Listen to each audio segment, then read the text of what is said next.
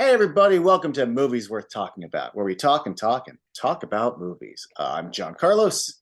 I am joined by Oh, it's uh, just bear noise. yeah, that almost sounded like a name. Um, It's Eddie. that's Eddie, everybody. Yeah. Yeah. And we're here to talk about Pieces, which was it your first time, and that's your first time reaction face right there, everybody. It was my first, second, and third time. Or shall we say first, second, and third attempt. Oh, have you tried before this pod to watch it? No. I mean before this pod, yes, but before this week, no. Ah, I had a day off a few days ago, and I thought, oh, what a lovely occasion to watch Pieces for the first time. And I fell asleep. And then I woke up and it was still running. So I'm like, oh, you know what? I'll just run it back to where I was. And I kind of got back where I was. I'm like, okay, cool. I'll watch it now. but that's not the fault of the movie. That's a fault of your brain, right? Probably. Yeah. Well, this is the thing. I thought it was a fault of the movie because I just wasn't digging it. And then but then I woke up and I thought I might be a little earlier than I was before. So I'm like, oh, I'll probably pass the same thing that I saw last time. I didn't. I slept even longer. Basically saw the end of the movie. And at that point, I was just kind of like, while I'm here, I may as well just pick it up from here, like wherever I am, because I'm not going to last much longer.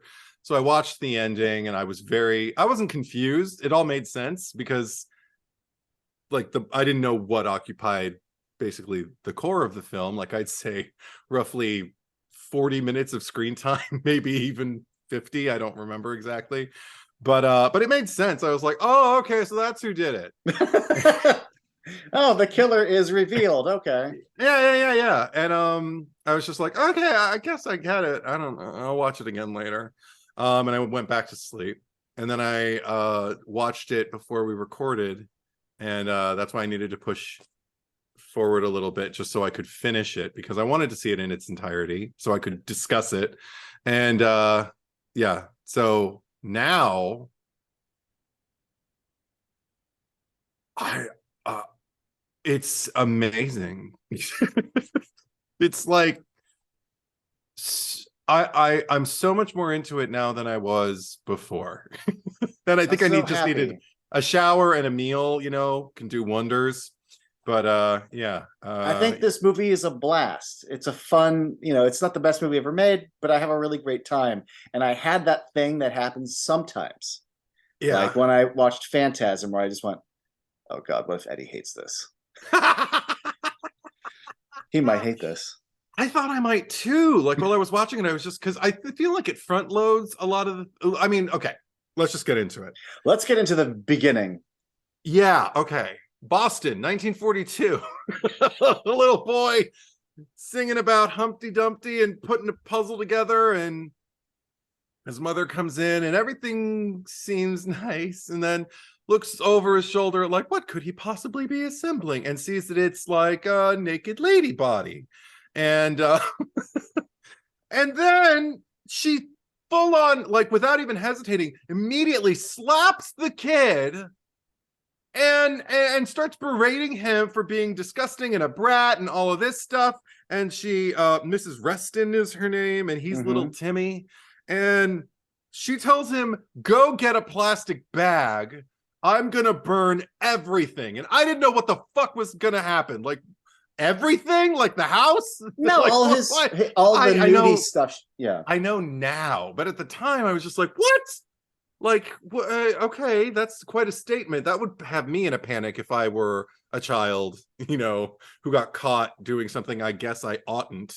And she starts, Jesus. There's another statement, Eddie, that really puts me Yeah. on edge, which is she says, I'll kill you if I ever find stuff like this again. Like, I will kill you. like she's awful. I know. One of the reasons I wanted to watch this for the podcast is just so I could see your reaction to the opening scene. That was great. I when it opened, I was just kind of like, oh, I'm in. I'm down for what follows, because I think it didn't become just a crescendo of like, or an avalanche rather, of like trauma on this poor child. kind of a la Silent Night, Deadly Night, which I adore. But the fact that we nipped it in the bud right away, the kid axed his mother and sawed her head off. Sawed her head off with glee, like with glee, and then got away with it by what was he wasn't he murmuring something like the man or something like someone that? came and killed his mom, and And I'm like, wow, like let us not forget, he saws her head off, and then before the police show up, he goes back to finishing the puzzle. Yes. And he's bloody, his hands are bloody, and he's still priorities. Yeah, and I was totally on his side. I was just kind of like, don't let anyone squelch your sexual identity or your development or anything like that. It's only natural for you to be curious and everything like that. And the fact that he wasn't sick, he wasn't sitting there like going, like pretty girl, and he was just a kid just singing Humpty Dumpty, putting it back together again. And he probably didn't even know. I mean, all I could think about was, I don't have kids, but if I were a parent and I saw my child assembling, I wouldn't even call it a pornographic jigsaw puzzle, because there's no pornography to it. Nudity does not immediately equal pornography. It's just the human form. So I'm just like, oh, okay, where did you find this? Right. I can't help but wonder, I'm not trying to read too much into it, but like the fact that it's a Spanish production and Spanish filmmaker, I wonder if it's that sort of European view of Americans, modesty when it comes to sexuality. Puritanism. Although at the same time, like, I mean, you think like Italy and Spain and everything like that, and the kind of like dogma, the Catholic dogma that reigns over, I'm sure there have to be like some like conservative mothers who are just as gung-ho as Mrs. Reston. But whatever they're doing isn't working, as like dudes are just slapping women on the ass going, ciao bella, like it's not like all Italian men do that. But I was gonna say, like, if you watch 8.5 though, or talk to Martin Scorsese, like obviously there's like a line you walk, like there's a way for like that Madonna whore complex to exist in the mind of so many Italian men throughout history. So I mean, anyway, we could have a whole pod where we just discuss that. I just the first time I saw it, I just sometimes you do a horror movie where like, fine, like Mike Myers, there is no reason. Michael. Fuck you. Get those fairy tale creatures. There's no reason. There is no reason. Unless you watch the musical, and then you find out the reason that Shrek is as isolated as he is. But anyway, we won't talk about that. No. However, when I watched it, I was dying to know if Eddie was gonna like just have fun with it, or if he's gonna be like, oh my god, this child, because like he gets slapped. But I think it's too much of a farce for me to get emotionally involved. I just giggled the whole opening scene every time. I was like, oh my gosh, this child, when she was beating him, but then when he got his revenge almost immediately, I was like, go kid, yeah, okay. He got away with it. So that's what the movie's going to be about. He's going to grow up. 40 years later, we're going to see some adult man. Maybe what is he like? And that's the whole deal. By the way, it's also worth noting just that she sends him to go find stuff, and while she's snooping around the room, she says like, hurry up, stupid. Like, she calls him stupid. She calls him a dirty-minded rat. She's horrible. She really is. She's the dirty-minded rat. She's the one who's got all these affiliations with that jigsaw puzzle. It's just a girl. She's smiling and she's naked. What's wrong with that? I mean, granted, I wouldn't buy it for my child, but if my child found it, that's not going to be my reaction. There's going to be a talk now. We got to cross that bridge. I'm not going to defend her, but I will say that knee-jerk response, maybe not the violence and the calling him stupid and I'll kill you, but the initial, when I was in,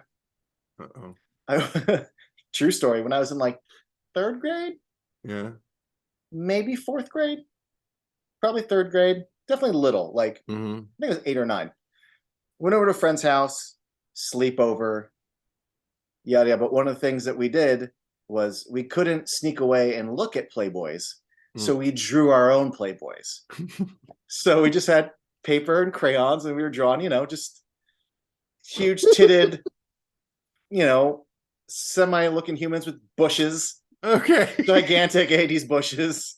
Yeah. And then the mom walked in and she's like, oh, what are you guys? Oh my. And she just got like so upset and she like snatched up all of them and like yelled at us because this was dirty and like we got in trouble over it.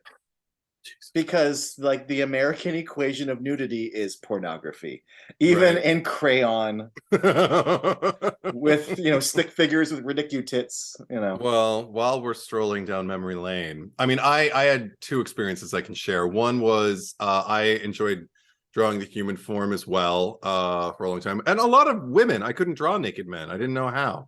Because I wasn't particularly fascinated by my body, and I just couldn't draw men. Drawing women, the curves made sense to me. So I would, and I remember there was even a cover of one of my father had Playboy in the house. He had a subscription, and they came and they were in a big stack out in the open. There was always one magazine, like a Premiere magazine or an Entertainment Weekly, sitting on top of the stack of Playboys. So they weren't just kind of there for all to behold, but I knew they were there. And I remember before I ever even had the inclination to look or to try and open them, because I thought that's adult stuff, I can't do that. Like I'd say fourth grade, Who Framed Roger Rabbit was big time, and so was Jessica Rabbit. And one of the models, they had like kind of like drawn a Jessica Rabbit body on her, but they had like her face kind of like superimposed on it, and I traced over that. And then when I colored it and everything, because I loved Jessica Rabbit, I loved drawing her over and over and over again. And then I traced over what I traced over because I wanted to know what she looked like naked. So I just drew her naked, and I had seen enough female nudity because it was still kind of present, even though my mother would always, if she knew it was coming in a movie, she knew to like tell me to leave the room or whatever. I always like to joke with her that made me gay, but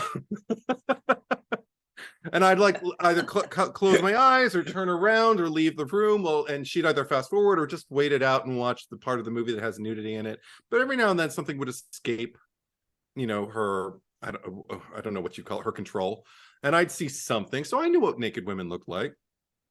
So drawing them was easy. And it was, and nobody in the house ever saw it, but then I made the mistake of taking the drawing to school. And of course, I told the other boys what I did because I wanted attention. So, and they all wanted to see it. So I showed it to them. They're like passing it around like, whoa, Eddie, you're so talented. And you're a fucking tracer. Right? Your mother's a tracer. But one of them asked if he could have it until lunch, and I was like, sure, not thinking anything of it. I thought he was just going to show it to more people, tell them I drew it, and more people were going to think I was wicked cool.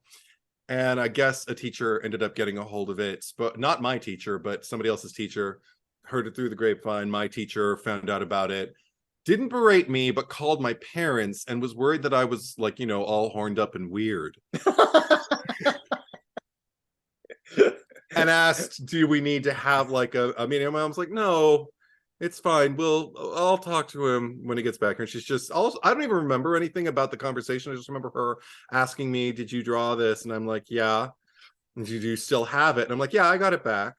And she's like, I don't take those to school anymore. Okay. And I was like, okay.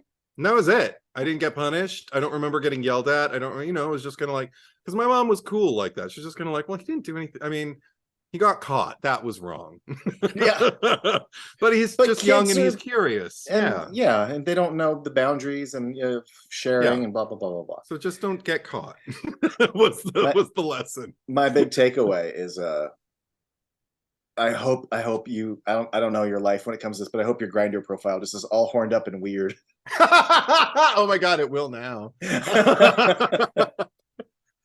Although, what kind of guys is that going to attract? But maybe if I'm in the mood. It's been a while. Like I was even giving fucking Kendall the eye in this movie. Only when he was naked, though. Of course. Because the rest of the movie, okay. The second his dong is out, Eddie's interested. Yes, I mean, it's been a while, so I was just kind of like, why is everybody like so into Kendall? And then I saw that, I was just like, oh, all right, I would. But when he takes off the glasses and like the professor's sweater, you're like, Oh, okay. You look more No, like a 20-something. no, but I mean, even then, all I His thought, his first scene, he looks like a schmuck, and then he looks like yeah. less like a schmuck the rest of the movie.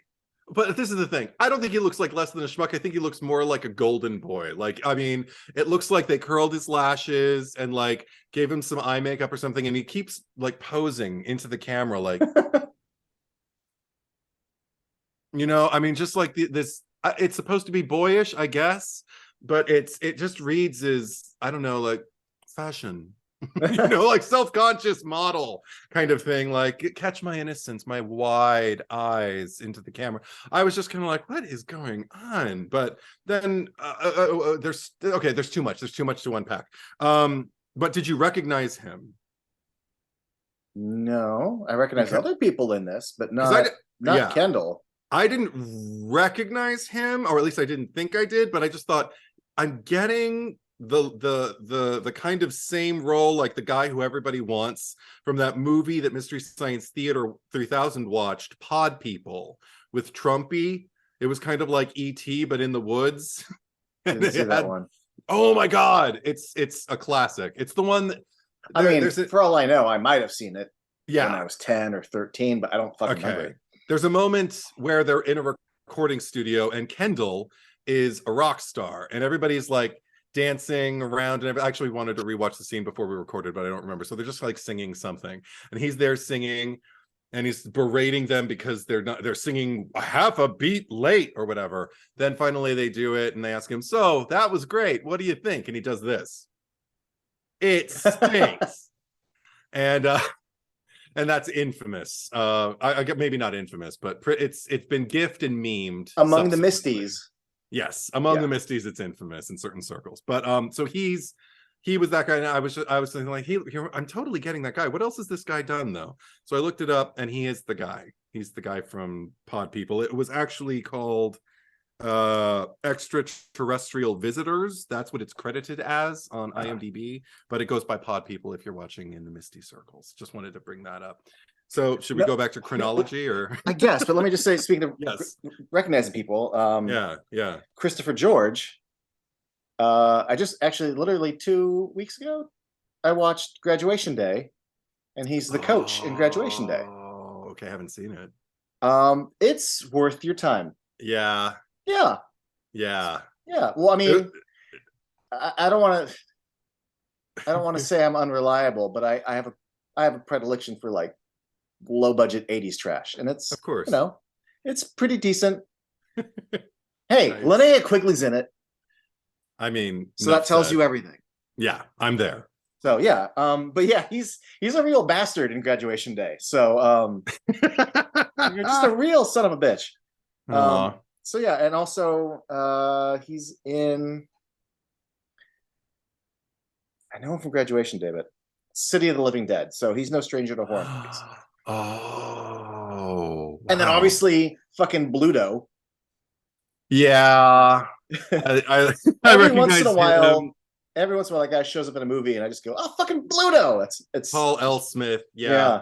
I think the one I saw him in most, I mean, of course, I saw Popeye a lot. It was on TV on the weekends a lot when I was a kid.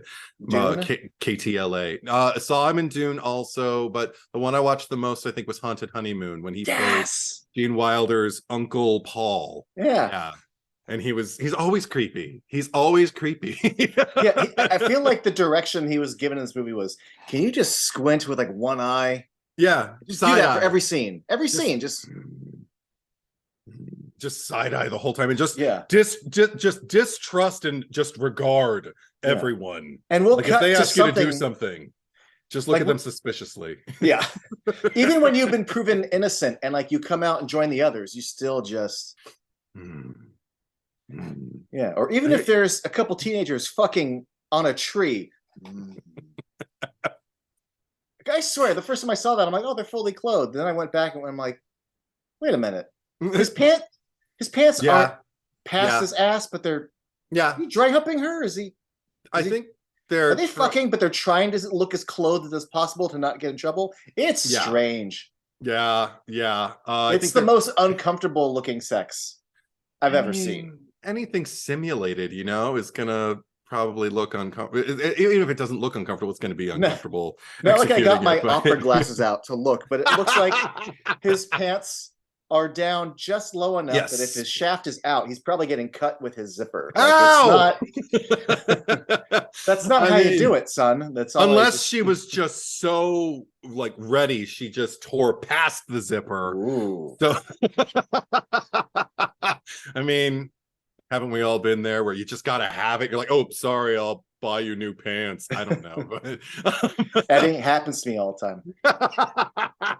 I'll just bet it does. But no, I noticed it too. I didn't have the opera glasses either, but I definitely noticed it. Like, yeah, and that was even the first go round. I was like, wow, okay, that's involved.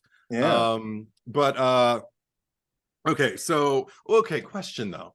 Yes. Because okay, we travel 40 years into the future, which is basically the year the movie was released, which is, again, why does this happen? Why do the movies... Oh, my cat's mewing. Your cat wants to know too. She's playing with hand sanitizer and she's upset because I don't know. Fucking hand sanitizer? It's in the bottle. It's one of the pumps, but she just knocked it off the counter and now she's meowing at it. Anyway, this is riveting, I'm sure. No, okay, so 40 years go by. Des, calm down. It's heat. The heat's a ginner. But anyway, so this was credited as being released 1983 on Peacock. So fuck Peacock because it was released 1982. 82. Yeah. Why does that always happen to me? But so 40 years, because I think that happened Night of the Comet, right? Didn't I get the wrong release here for that? Anyway, 40 years later, okay, and we see like the box with the bloody shoes and the dress with the blood on it, and it's red. It's like giallo red, and that's fun. But then we go to, can you explain this to me? This pretty fun-loving girl riding her bike? Skateboard, that's what it is, yeah. Through the mirror. Through the mirror panel. Okay, and then what the fuck? And then the next scene, there's a girl who looks kind of similar to her, laying there with her ass prominent, featured. Yeah, and then like it's not exposed, but everybody's looking at it. And then a few shots later, the skirt is lower again. Right. But she's like on her back on the grass, and the gardener's like, gonna do this. She's like, hey, gonna be long or whatever, because if you are, I'm gonna leave. Yeah, he's like, no, I'll be done in a minute. And that was a brilliant reenactment, by the way. Thank you. And like, so the landscape artist like beheads her or whatever. So okay, why the fuck is the mirror just like kind of like a prescient moment where it's like, young girls beware here at this college? Is it the same college? Why is it there? Why is the scene there? I was going to ask you the same thing up until about a half an hour ago.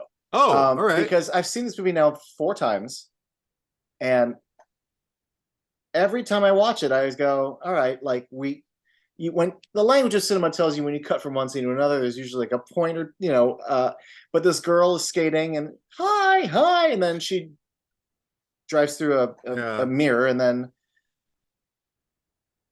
the only thing that I found interesting was like that he cut to the flashback of the mom breaking the mirror. Yeah. So I get that there's a connection there, but if the killer's not there, and it's not implied that this is in his head, so what is the point of this scene on its own terms, not in the relationship? I still need to get what's the purpose. You just made me think. So go ahead. Right before we started recording, I decided, you know what? Fuck it. I'm just going to Google it. This is Pieces 1982 mirror scene. Yeah. And it brought up that I didn't know this. It's amazing what you could do with angles. That's the same girl on the skateboard that it is on the lawn. Okay, it looked like her. They look similar, but I never thought they were the same girl. It's the same actress. She doesn't specify that there's deleted scenes, but I feel like there's got to be a scene or two missing. Okay. But the idea is that was her. She went through the mirror, survived it, but the dean saw it, and the dean saw the broken mirror and went, oh, and then it reminded him of his mom, and then the first person he stalks and kills is the girl he saw go through the mirror. Okay. And I mean, I can read that and go, okay, that all makes sense in the story. But I mean, I can't imagine the movie shot all that, because that shows the dean's hands way too far. So I don't know if the actress is just talking about what she understood when she was filming or what. But anyway, she explained that. And then once I read that it was her, not to like, well, I got out my fucking opera glasses again, but she's wearing a flowery skirt. Yeah. It's white with flowers. She's wearing the same blue shoes. And then she's got a jacket that's like got fur. I'm like, oh, it is the same girl. Like, I didn't even. Okay. It's totally her. I thought it could be, because she looked similar enough. I was just kind of like, if it isn't, it seems that they're casting someone who bears a striking resemblance to the girl from the last scene, even though I think her hair might have been lighter in the second. I don't know. But as you were unfolding it, like, I started to wonder if that could, because you brought up the smash of the mother with the mirror and everything like that, and I'm like, and he hasn't been killing, as far as we know, like his whole life, so maybe that was the trigger. And yeah, okay, catalyst. So I guess go to the mirror, boy. Dun, dun, dun, dun, dun, dun, dun. I love Tommy. But okay. I was thinking about it earlier this morning. You're putting a smile on my face. But nice. So okay, so that helps. Yeah. And poor girl, like, you know what would have helped though? If after she went through the mirror, because it's so not clear after she goes through the mirror whether she survived or whether she was cut or whether anything, or what the fuck was the point. But yeah. If she exactly. But I mean, what would have helped tremendously is we already got one title like 40 years later. If we could get like, 6 weeks later or something later. Something like that, and she's like bandaged up, or she's got a scar or something, like, and she's looking little in a Sally mirror with her scar. Yeah, so I mean, something like, but whatever. I guess they figured like all the money's spent. They will perceive it. They will understand. It's subjective. It's cinema. So maybe that's what they were doing. But then, okay, I wish she had a scar, because then we could do a Sally Simpson thing, and like we could just go down that rabbit hole a bit. I'm just saying that whole Tommy rabbit hole. That whole thing. But yeah, that whole thing. I'm glad you brought her up though, because the moment the opening scene, I was already like on board. Yeah. But it was when he takes the chainsaw and just lops her head off, and her little head flops, and just this geyser comes out of the side of the screen. I'm like, I know I'm going to like this movie because of the ridiculous just geyser that just. The only problem, because I'm not going to dwell on it because it's not a problem for me anymore, but the only problem I was experiencing with as the film progressed from here before I fell asleep in my first and second attempt was the kind of like revolving door of girls who were getting murdered, and I was kind of longing to care about one of them. And it's not like I mean, not that I wasn't caring, like I'm just kind of like, girls are getting killed and people need to solve this thing. He's making really good time, guys, so get on it. I don't care how like outstretched the arms of this particular department are, like, make it work. But anyway, I mean, you've got like 4 people officially like on this, and 3 officially and 1 kind of unofficially with little Kendall, but we'll get to that. Yeah. Okay. Well, Kendall, he's been like deputy, like Dick Tracy. Like, here, kid, you get to be a pretend cop. It's cute. more on that. But let me because this is a good thing, like working our way through it. Because if I have questions, I can ask. Because you have much more history with this movie than I do, even though I've almost watched it 4 times. But so okay, then we get introduced to Professor Arthur Brown, and there's like all these kids like talking about, I don't know, sexy stuff, and they're like, he comes in and they're all tittering about him and everything like that, and the girl goes over and asks him about pectorals. And the way she said it, I couldn't tell if she was asking about pictorials or pectorals or pictorials or it was weird pronunciation there. And we find out he's in charge of the anatomy department, and he's unmarried and lives with his mother. We hear as the dean kind of like whisper, wink, wink, nudge, nudge about it. And I didn't get it the first time I watched the movie, but the last time I was like, oh, they're setting him up like a red herring. Like, he could be the killer. Like, he knows anatomy. Like, he's taking the parts. Yeah, and maybe he says he lives with his mother, but he lives with his puzzle mirror smash mother. Yeah, maybe it's like, it's like a Norman Batesy kind of thing, like, like no one's ever seen her. Or maybe he lives with the aunt that the cleaning lady or whatever, when she discovered the bodies in the flashback, or the body in the flashback, and him was like, there's an ant, we can send him to it, whatever she says.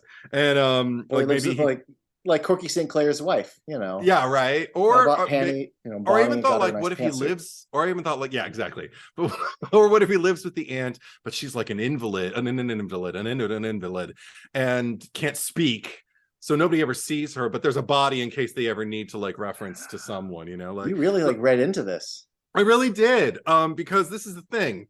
I felt bad for Professor Brown, because homo speak, and hearts, and the way everybody's like making fun of him and suspecting him and everything like that the whole movie, and all the man wants to do is teach. And even this is the thing, I already had an affinity for the child in the predicament that he was in. So if it was Professor Brown, I was just going to be like, I get it, buddy. Like, your mother shouldn't have shamed you that way. And maybe, what if you're not even gay? What if everybody just thinks you are because you live with your mother and you're single at a certain age and everything like that? Didn't they call him like the campus closet queen or something like that? Yeah. And I'm just like, oh my God. So whether he is or isn't is immaterial. That's abuse. And he shouldn't have been subjected to it. So I'm all in for, like, poor Professor Brown, no matter what. I love the explanation of, well, Professor Brown, he's a homosexual, right? But as long as long as I had to write it down. As long as he doesn't break the rules, he can do it. That's, but it kills me. Means. Professor Brown seems more upset about his affliction than I am, and I'm like, his affliction. That early '80s. Oh yeah. European, just this idea of. At least they didn't use the F word. That I was grateful for. At least I didn't hear it. I didn't hear it the whole movie. It's been a good long time since I heard some old-fashioned, boy, his affliction. Yeah. When anything other than being straight and white and male was an affliction. Problem. Yeah, right. Yeah. I can see past it though. I didn't sympathize with him too much, or empathize, just because, like, he's so, I get why, but he's so, like, intense. It always seems so bothered and so irked and so, like, on edge. And I'm just like, are you an asshole, or are you going through a lot? I don't know, but, like, sometimes your energy, I don't want to be around it.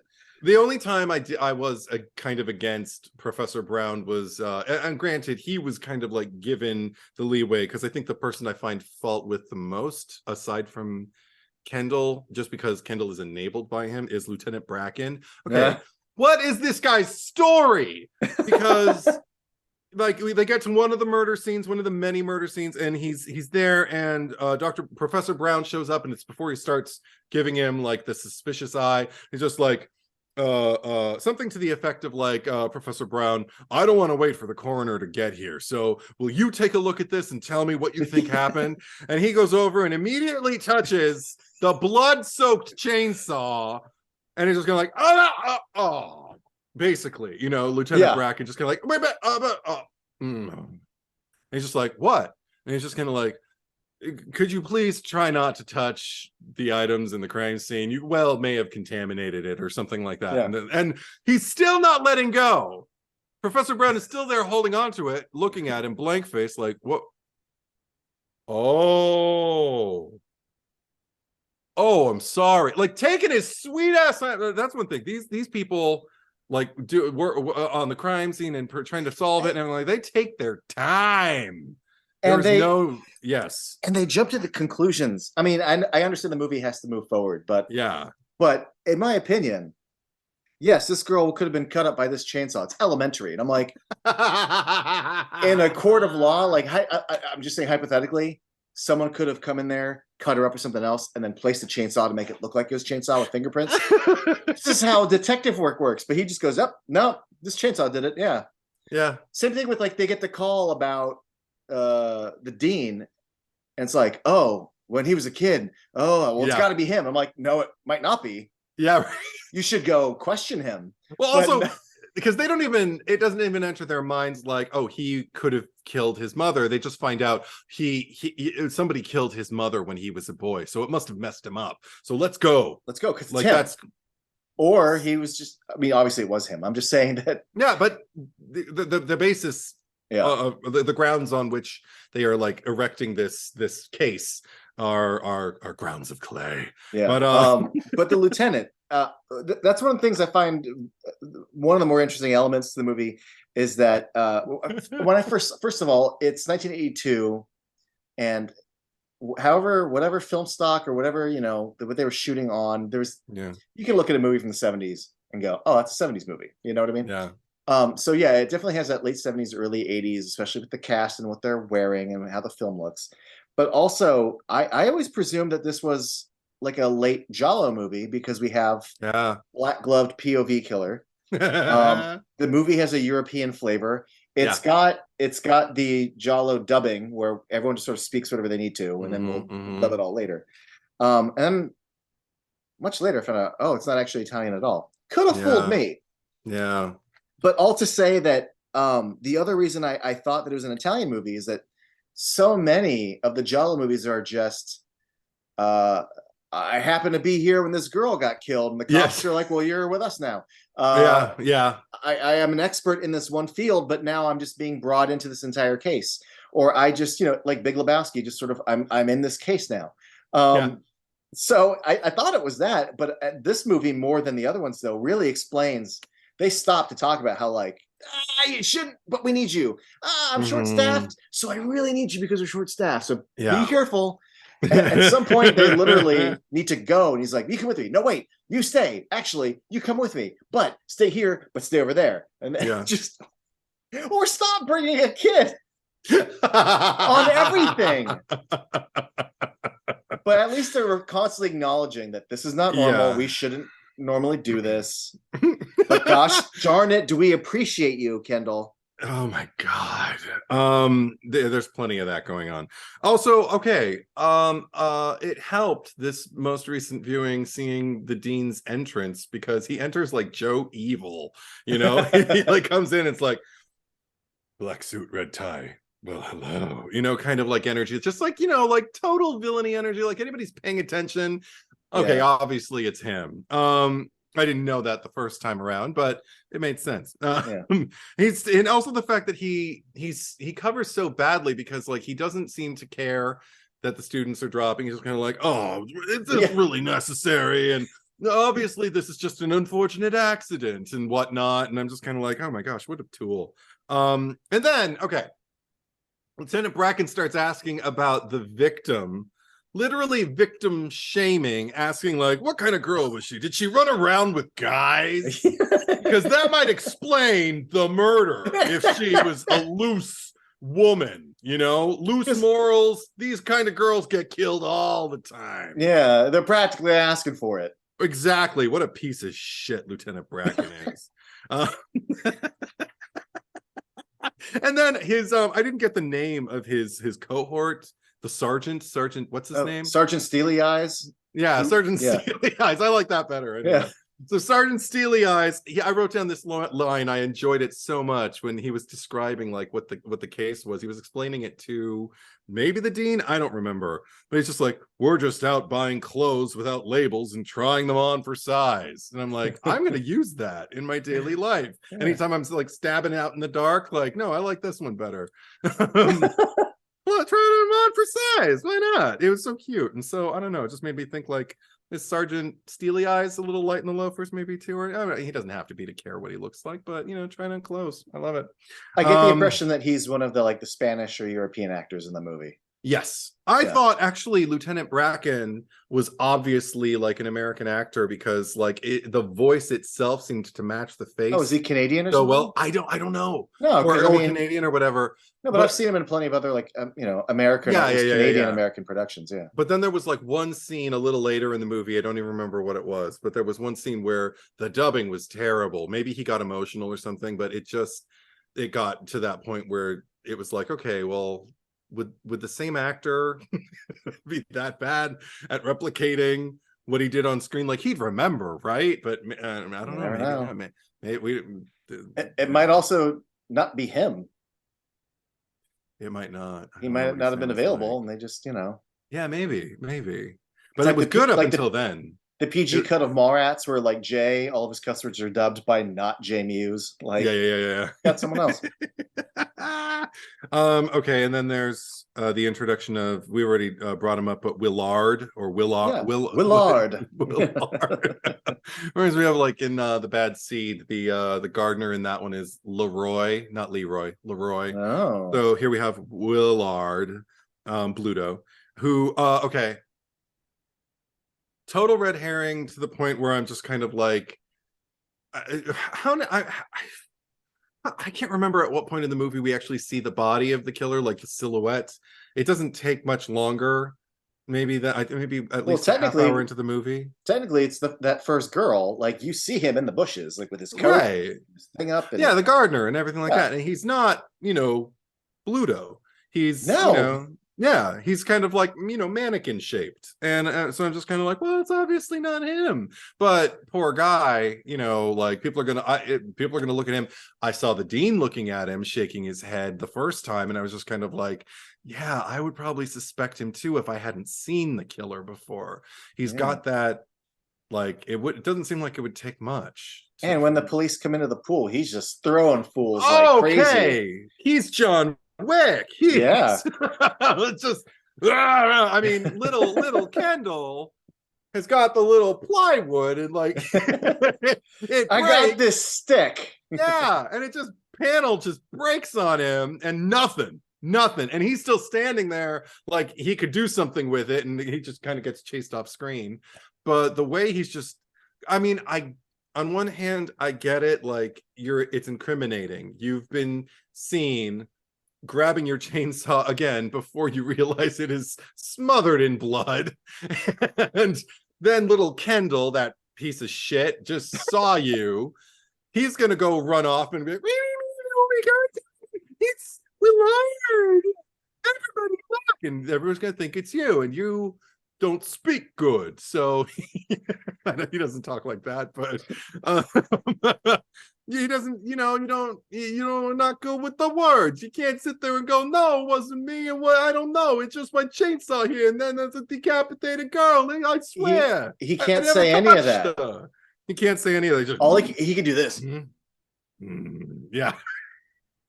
I mean, he can form sentences a little later, but these aren't my keys. But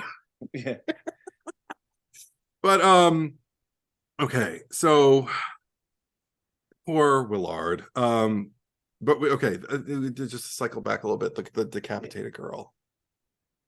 Okay, what happened? She was in the library. Little Kendall's there in the library. Oh, you're not the decapitated girl. You're talking about the pool girl. The pool girl, but she was decapitated, wasn't she? They found her. She was the one. Oh no! I mean, yes, you're right, because it's her torso that he took.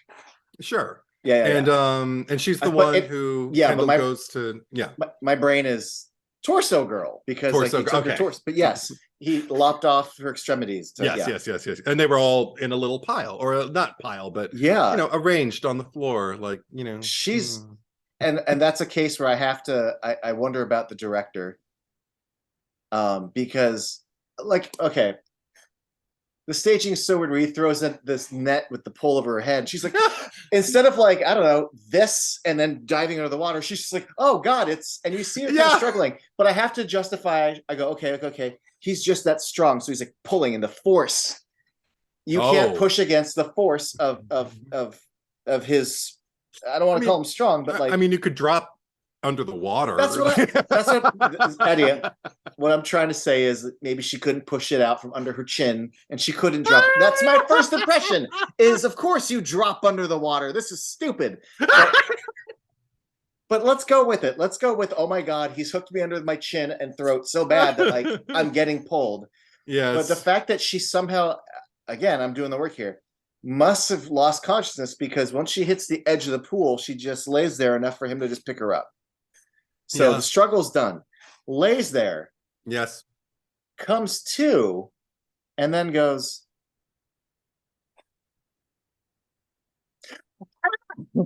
Yeah. and just screams.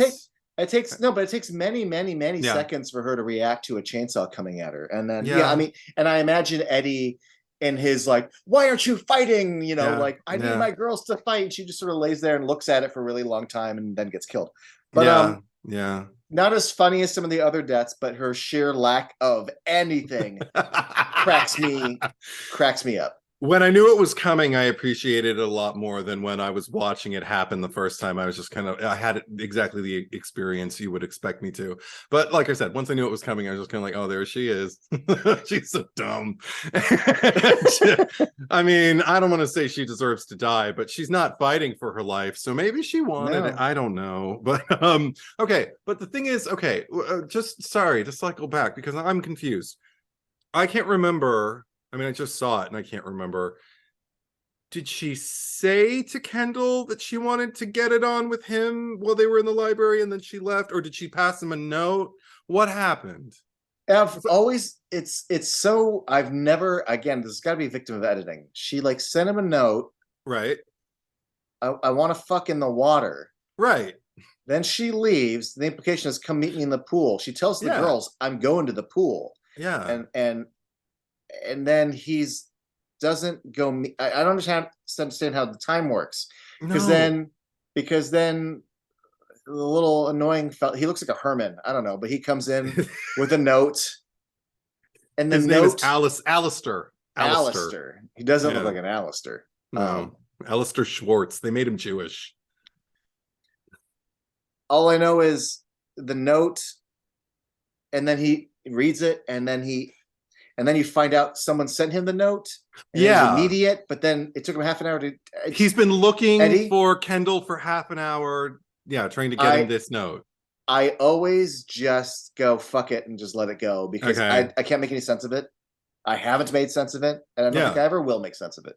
I didn't understand because she was kind of like looking at Kendall like she wanted to get it on with him anyway. So I was thinking the second she got up and left, he was going to get up and go after her. But then he goes right back to studying. And I'm like, dude, like I'm gay as fuck. And I'm just like, go after it, man.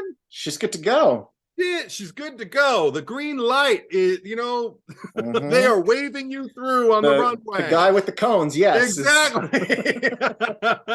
What more do you need? Like, I mean, I thought, is he the kind of idiot who would like follow her and go like, are you sure? I mean, but anyway. So I'm like, okay. So then she just becomes that topless chick in the pool. She strips down.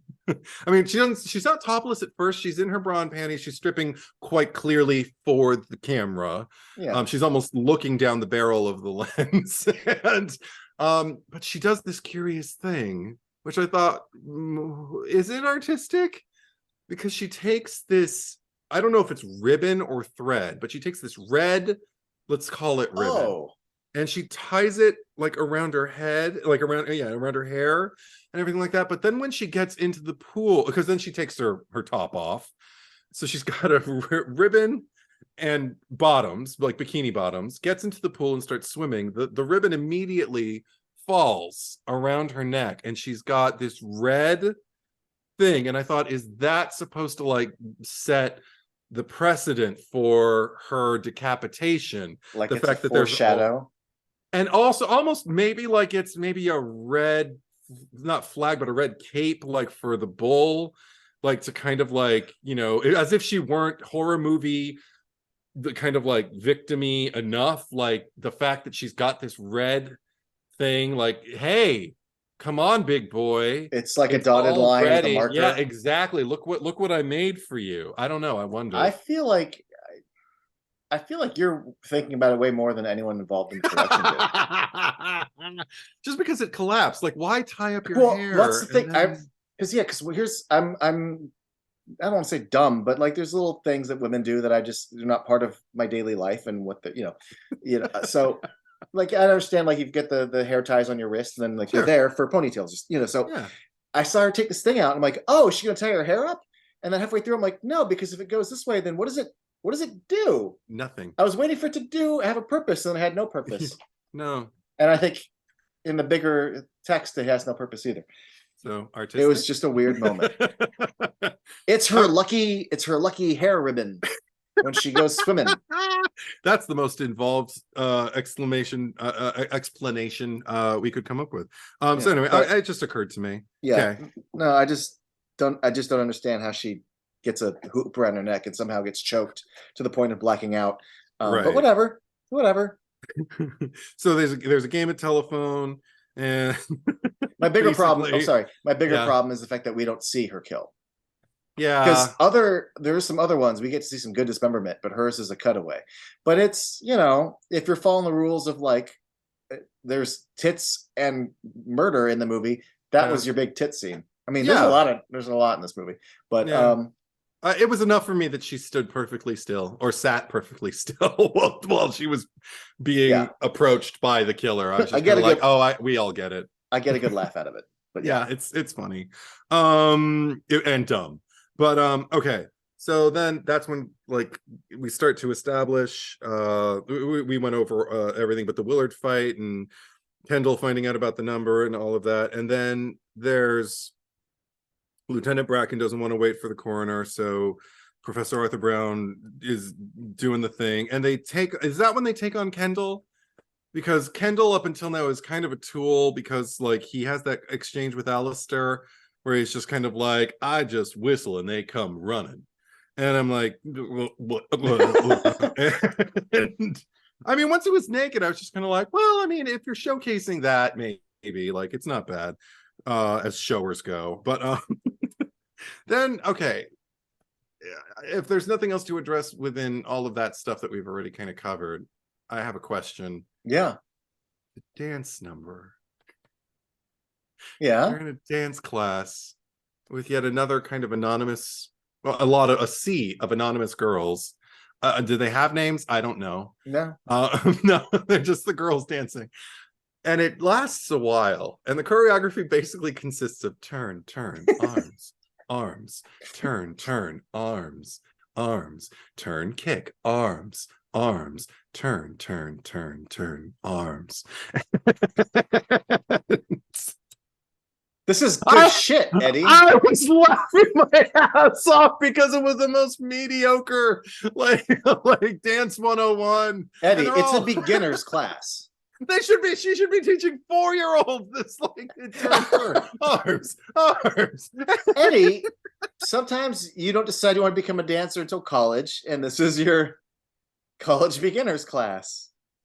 We all don't get the bug at 4, okay? If you're studying it in college, I guess. I mean, there was I went to theater school, and I remember there was like I don't know about begin. I don't remember what it was called. And then there was intermediate, and then there was advanced. And I was in intermediate, but because I'm not a dancer. But anyway, okay. Can I tell you a quick true story?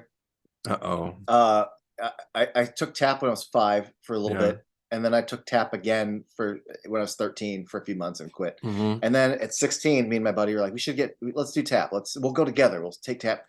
And we went to this dance studio that had a beginner's tap class. And he and I are 16. And we walk in on our first day to a room full of fucking like 6-year-old girls. Mm-hmm. And then the 2 of us. I'm not laughing at you. It's just, I don't know. I'm imagining like, and one of them was a real fucking bitch.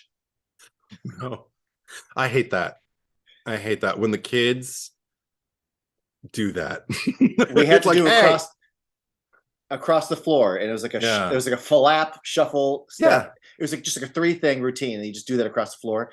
And I'm like, all right, a flap, this, got it. And then they all start to go, and the girls go, and they're going like super fast across the floor. And I'm like, oh, fuck, what? And then I'm like, shuffle, hop, step, shuffle, hop. And and then my buddy's also like, and we take like 2 minutes to get across the floor. Oh. And then it's time to do it again. And then the girl like right behind me, I just look at her because she's next, and she's just like, oh my God.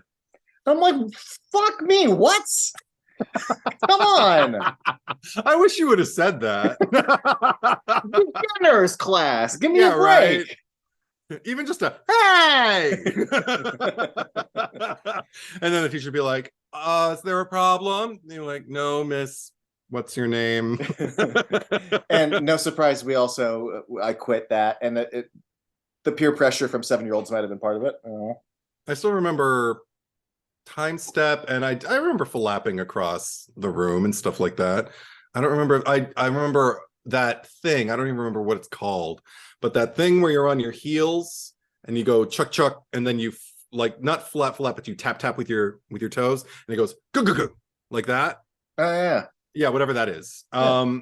I was being taught by an advanced dancer and by the teacher. For some reason, I was the only one in class that day. I remember they were like, so just go kick, and I'm like, okay, cool, kick, and I did it. And they were like, one of them looked at the other and just said, don't you just hate beginners? Like when you tell them to do something and they just fucking do it. And I don't even know, they might have said fucking too. And I was just kind of like, oh, did I do it? Because I don't know what the hell I'm doing. then of course they're like, okay, do it again. I don't know what the fuck I did. So I tried and I failed.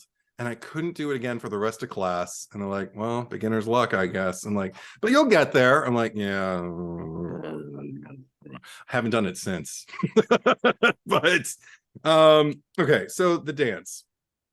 That's when one of those, I think it's that number when we first kind of like really get like the silhouette of the would-be face. Like it's a weird round head with a thing with a fedora. Like, yeah. And then like a scarf over his face. But the silhouette in and of itself, what I was getting from it, I was getting is it No Face from Dick Tracy, the breathless Mahoney, you know, like, yeah. You don't find me, Tracy.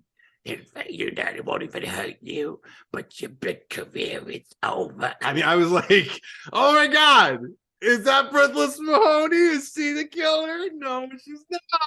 But that'd be a great twist.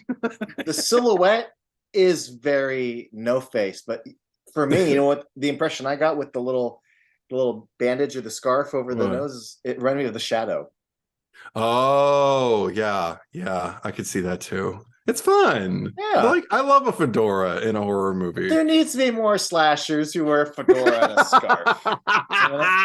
And whenever they cut to like the feet walking, you just see the top of the coat. I'm like, yeah, it's just, you know, a good old-fashioned duster, you know. Yeah, classy. Yeah. Classy. But I didn't look though. I didn't look to notice if like the pinstripes on the slacks are the same as the suit every time that the dean is wearing. I mean, I'm sure it would be, but I don't think they are. I can't tell if it's a tell, but okay. Yeah. I'll have to watch it again. Oh, poor me. Well, I just want to bring up before we move on, because I think at this point in the chronology is when was when Kendall just, you know, fucked that girl so good that can you stop vocally enjoying this so much, because people might hear, you know, you sounding like a sex crazed maniac with all the, you know. But then he gets out of bed and like,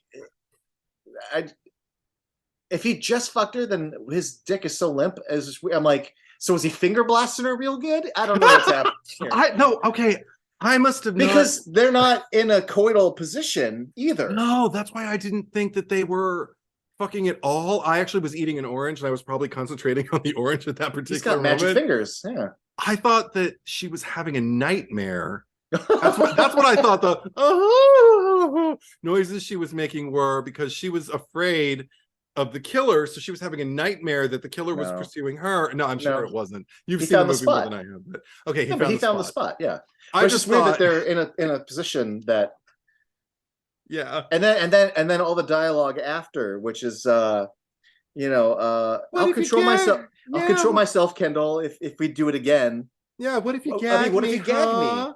I wouldn't make any noise then. And I'm like, oh, my 20s. Well, but, well, what I was thinking was just, again, this sort of very dated, definitely, I don't think it has to do with the region so much as just a time. I'm not going to call it an Italian or a European sensibility, but definitely a very male, like, oh, you don't talk to girls and understand how girls behave, do you?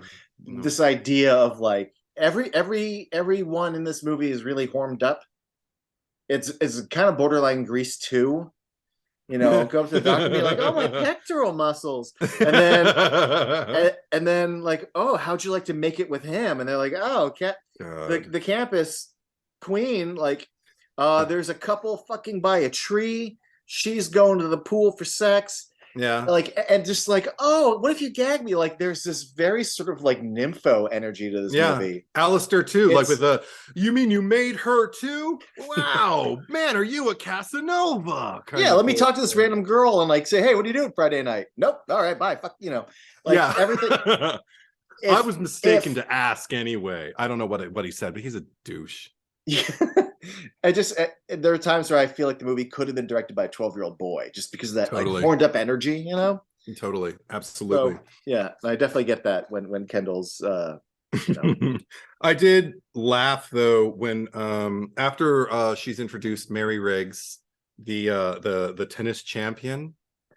When the police send in the tennis champ / special agent. Like, I mean, somebody calls her Agent Riggs at one point, so because she's been deputized, I guess. Your guess is as good as mine. She and Kendall have their little junior deputy like stars under their lapels, but maybe, I don't know, but so I just love the scene where she's playing tennis for the first time, where she's kind of like introduced to the university at large, and they're watching her play with who I call Tennis Girl. And she and tennis matches just make me laugh, just watching people in a crowd just go. It always brings me back to a Fozzie Bear joke that he told on the Muppet Show once, where he was trying to, I think it was the Shields and Yarnell episode, where he wants to be a mime, so he decides, I'm going to do like tortoises playing tennis, giraffes playing tennis. I mean, that's fucking funny. So anytime I see people this is why I can't go to tennis matches, because I'll get the church giggles just watching everyone to go back and forth like that. I don't know. It's not rational. I'm just an idiot. But I was laughing my ass off at the shots of those people. And that's when I noticed, like, there were, with Miss Riggs, when they catch her at certain angles, I was getting Valerie Perrine, just her face, like at certain angles. I was, that's a person. Yeah. Who's Valerie Perrine? Valerie Perrine. She's Miss Tessmacher in Superman. Oh, yeah. Okay. Now you know who I'm talking about. Yeah, Miss Tessmacher. Yeah. Yes, exactly. But you always tell the truth. So anyway, and then when there seemed to be some rivalry between her and Sylvia Costa, the reporter of the Boston Globe. Yeah. Who also, I was looking at her and I got Jodie Benson from her. Oh, yeah. Voice of Ariel. But that, and I mean, it just seems to me that the movie's whole intention is just like, that nosy bitch. Yeah. Dead. I mean, because even when she first like kind of like introduces herself, and then I think Lieutenant Bracken is the one she's talking to, and he just abandons her, and the two of them just kind of regard each other, and they don't talk. And I'm like, because women will not get along with each other in this movie. Again, whoever directed this doesn't know women in real life and how they act. They're just threatened by each other unless they're flirting. But so, and I was laughing my ass up. Okay, because then we already had the dancers established, and one of the dancers is now dancing alone. Yes. To completely different music, but the exact same choreography. Turn, arm, turn. And then yes, I was laughing my ass off again, because as she is putting her street clothes back on, one article at a time, the tensest score probably of the entire movie is playing. Yeah. You would think that she's dodging bullets and rolling on the ground and and whatever, and all she's doing is putting on her fucking clothes and forgot to turn off the lights kind of thing. Like wah wah wah wah wah wah, and I'm just like, what the I had to go back and rewind it, because at some point, because of the music, and she starts to get dressed a little faster, I'm like, oh, she knows that she needs to go, I guess. But does she? Because aside from the music being so intense, Eddie, if I was in partial dress, I would do the minimum enough to get me out of the room. So yes, once she shimmied her pants on, yes, get out. Her dance like onesie or like whatever, like it looks Leotard, like it looks like a tank top. Yeah. So you don't need to put on the shirt. Yeah. And you don't need to put on the jacket. Yeah. You just run. But she's like, I'm in a hurry, so let me put my shirt on in a hurry, and then let me put my jacket on in a hurry. I'm like, bitch, now run. And she's like, let me put my shoes on. Kind of oh my God. And then let me go get the lights.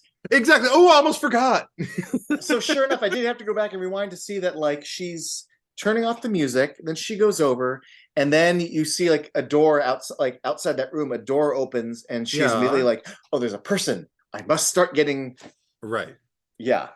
So that kills me because it's the most hurried, not hurried thing ever. And then the music keeps going as she like is, and there's like panic shots and the camera's traveling through the hall. She is worried through the hall. Now she's huffing and puffing. Now she's racing up the stairs, gets to the elevator, bumps into a guy, and then is like, oh, hi, go Kermit the Frog here. Just she's what is the I wrote down the line. Oh, it's you, sir. You made me jump.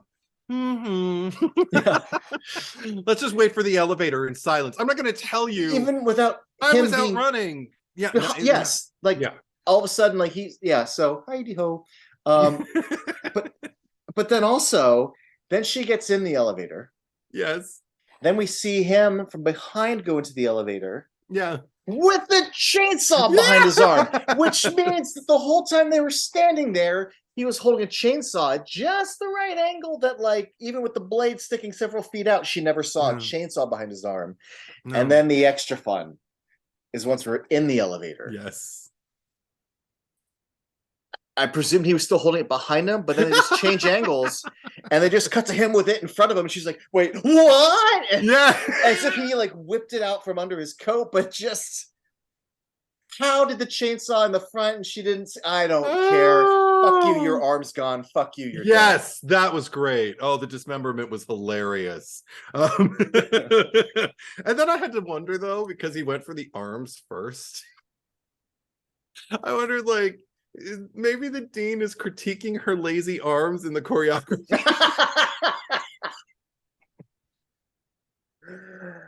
Oh, you fucking would. Oh, this is why I'm glad I talked to you about this movie. Yeah, right.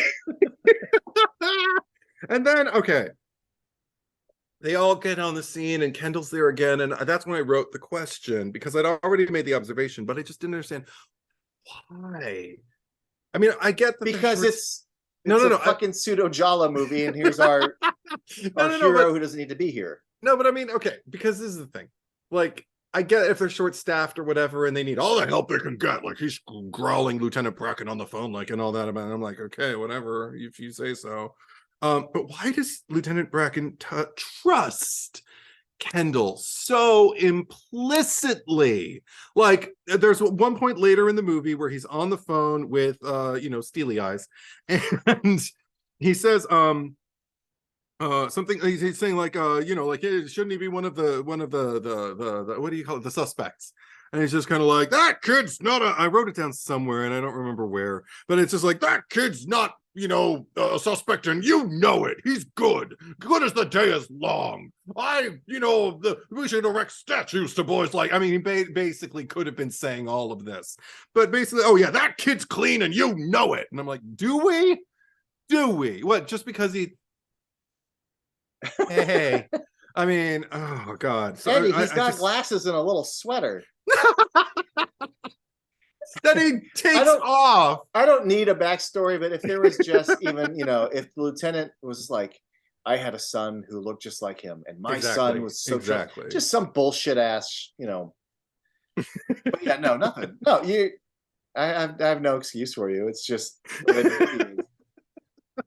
And then I love it. Secretly gay for him, Eddie. Maybe everybody's gay in this movie. That'd be fun.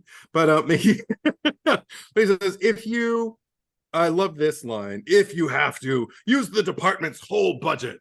And there's this moment where Sergeant Steely Eyes is sitting there just kind of like, And he's just kind of like, I thought you would like that. I'm like, what the fuck is happening? Why did you think you were? Because there is no budget, or because like I love it when you get dramatic, Lieutenant. Like what?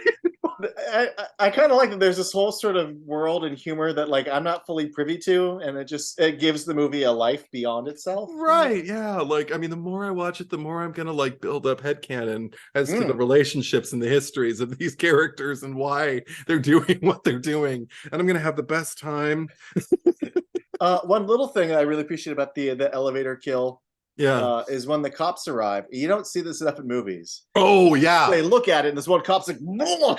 Projectile vomiting immediately.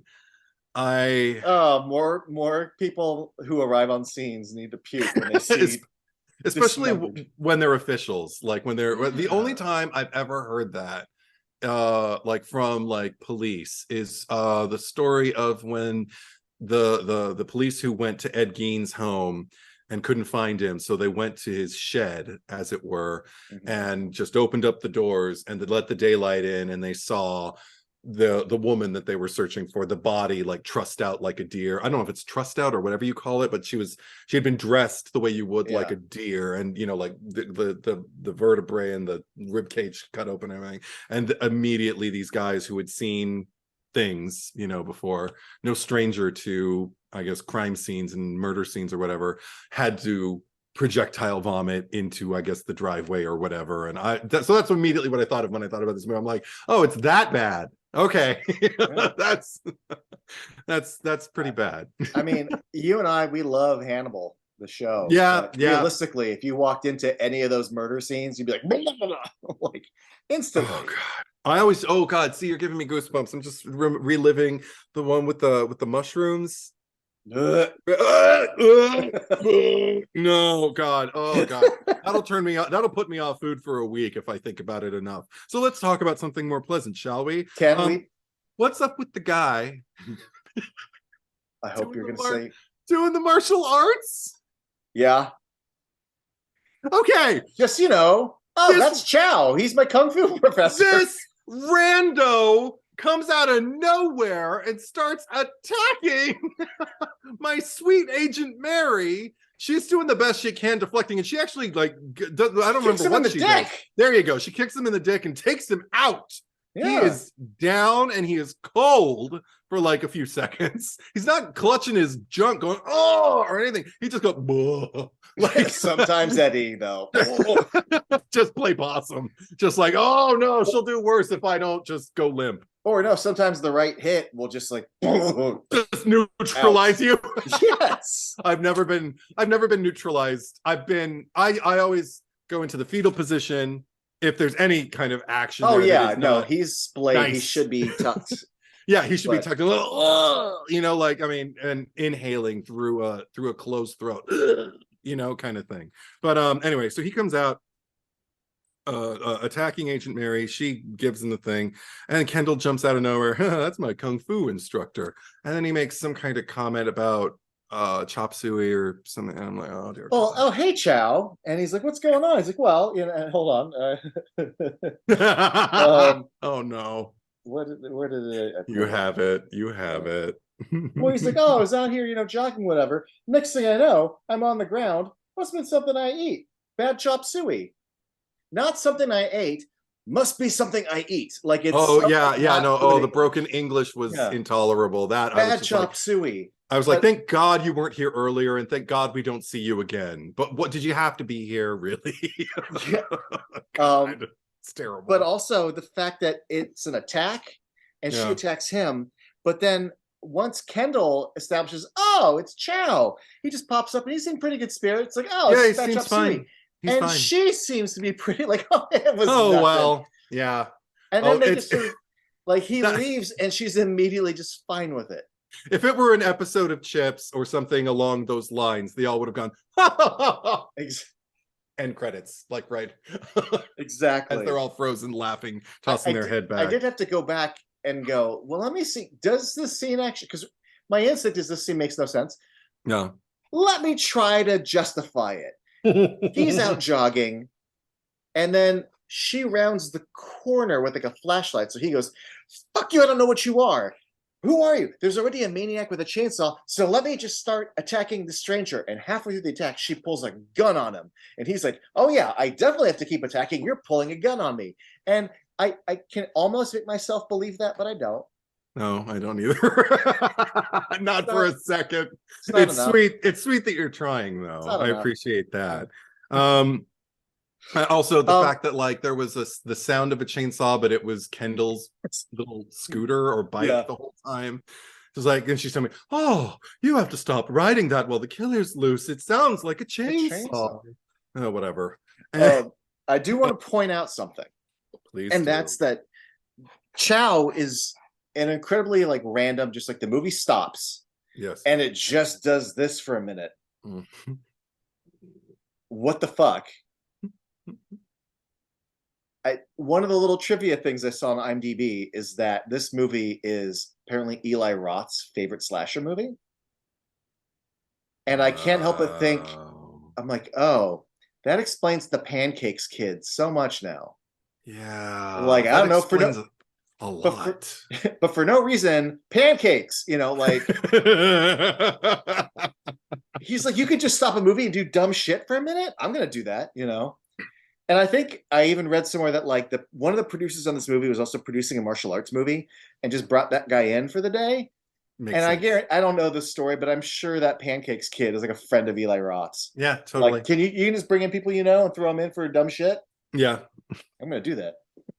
For a day. Yeah. Have them just, you know, careen across the screen and do something and then leave. And they're not part of the movie, but they are. Yeah, no, it's gonna be interesting. I'm gonna have to put up like I have Audrey Hepburn, Breakfast at Tiffany's behind me. It has one of the most offensive depictions of Asian, you know, not even an Asian person, but with I always forget his name, Mickey Rooney. I always want to call him Andy Rooney.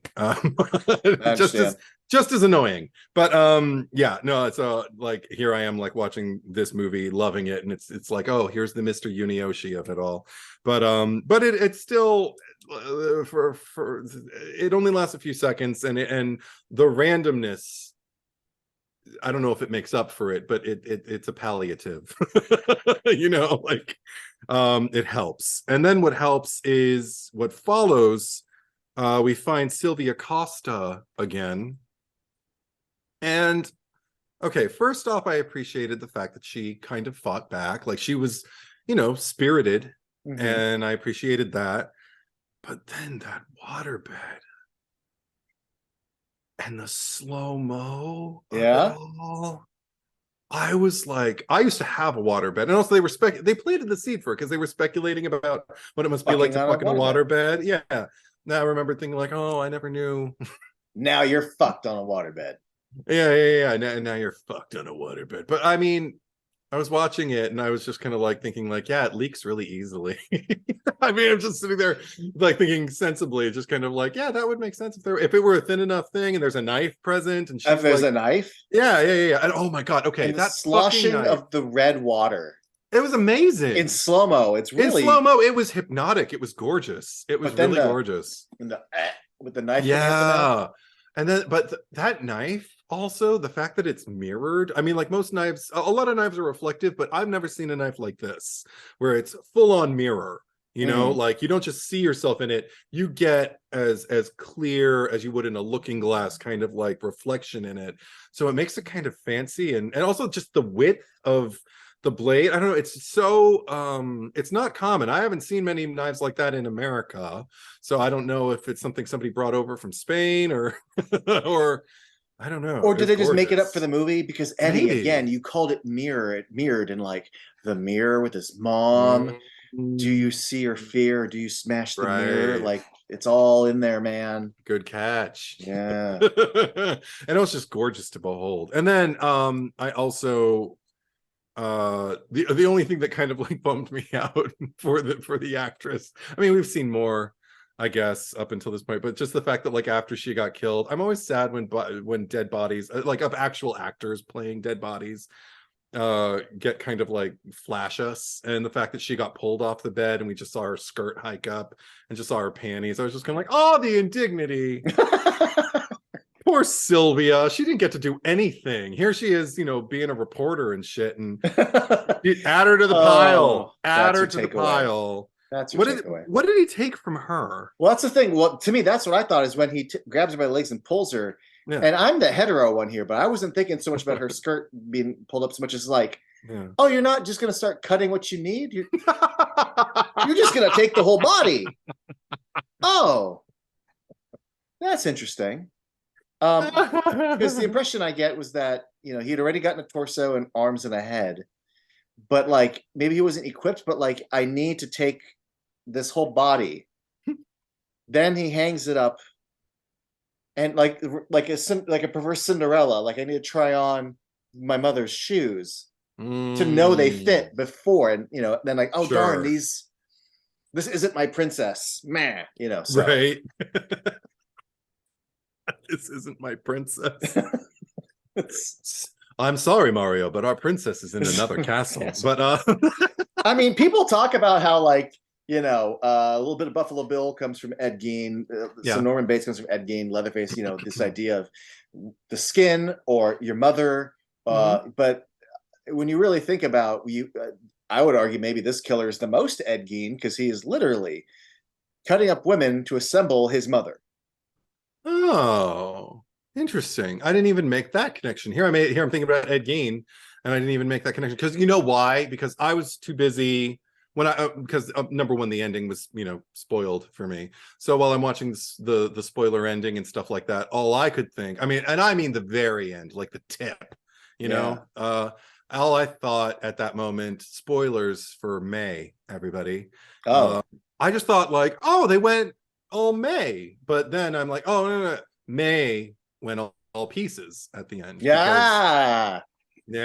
Because we'll get to that because I do want to discuss it. But anyway, that was the only real kind of thing as far as like what he's assembling and what he's doing, and that was the only real kind of like parallel I drew was May. But then okay, Kendall walks Mary to her home or drives her. I don't remember, but they get to her home. And he asks her because he wants to be invited in. God. He's not used to being rejected by women. He says, Mary, aren't you making coffee? She says, and she's already kissed him goodnight, which is more than he deserved. Yeah. And because he's like, you really saved my life tonight. I'm like, did he? I'm pretty sure you saved your life when you gave him that. And then he's just showed up. Yeah. And just kind of put it in context for you. But anyway, whatever, kiss him. And he's like, are you making coffee? Because he's such a Casanova. And she's just like, another time. And kisses him again. And I'm like, another time? What kind of wonder dick magic does this guy have? It must be pheromones. Maybe it's just something you have to be around. Like, I already said I would just based off of, like the dick is doable. But she doesn't know that. She's just like with him. Yeah. Just being around him, there's some kind of like dick pheromone that he gives off. That just this is the good dick. I don't even consider it like a male fantasy. Like I don't even think it's intentional. I just think, and I'm not trying to paraphrase and call it like the patriarchy, but I do feel like there's probably just like a very old-fashioned kind of, male-centric kind of patriarchal upbringing where like, oh no, of course there's a man, and just if I'm writing a movie, the women are just going to, want him, right? They're going to flock to him. Even when he makes it, like if it's late, like she still says, oh, another time. Like he's our young male. He gets the things as he should as a male, right? Like I feel like they're not even thinking about it. And it seems like that's the role that this guy played at least twice, because he did it in Pod People also. I'm wondering if that's just kind of who he was and that was his persona in Spain or whatever. Because he's dubbed in Pod People as well. Everybody is, I think. And so I'm wondering if maybe he was just the Casanova. But that's also after he gets rejected and the door is shut in his face. It's a soft rejection. She says another time. That to me, and again, if she wasn't into it, I feel like she would have been like, you're a cute kid. Yeah. Tousle hair. Later. I'm actually really impressed the movie doesn't go there and have them fuck. Yeah. Like really. But I guess they wanted another scare with Alistair popping out in a mask, which the killer has not worn up until now. So oh yeah, the fuck.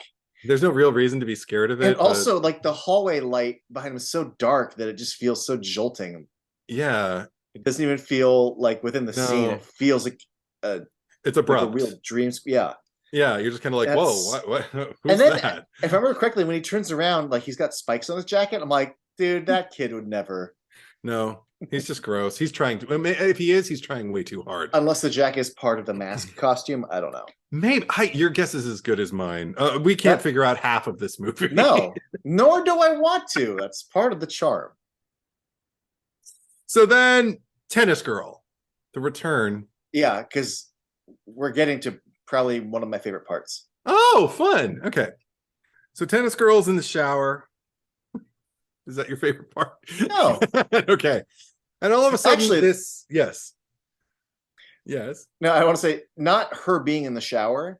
Okay. But the close-up of her getting cut. Oh, okay. So many times when things look like, latex or silicone, when it cuts into, like, I'm like, nobody made that, right? Is that like a pig that you got or something? Because that looks like fucking skin and flesh getting cut. That's amazing.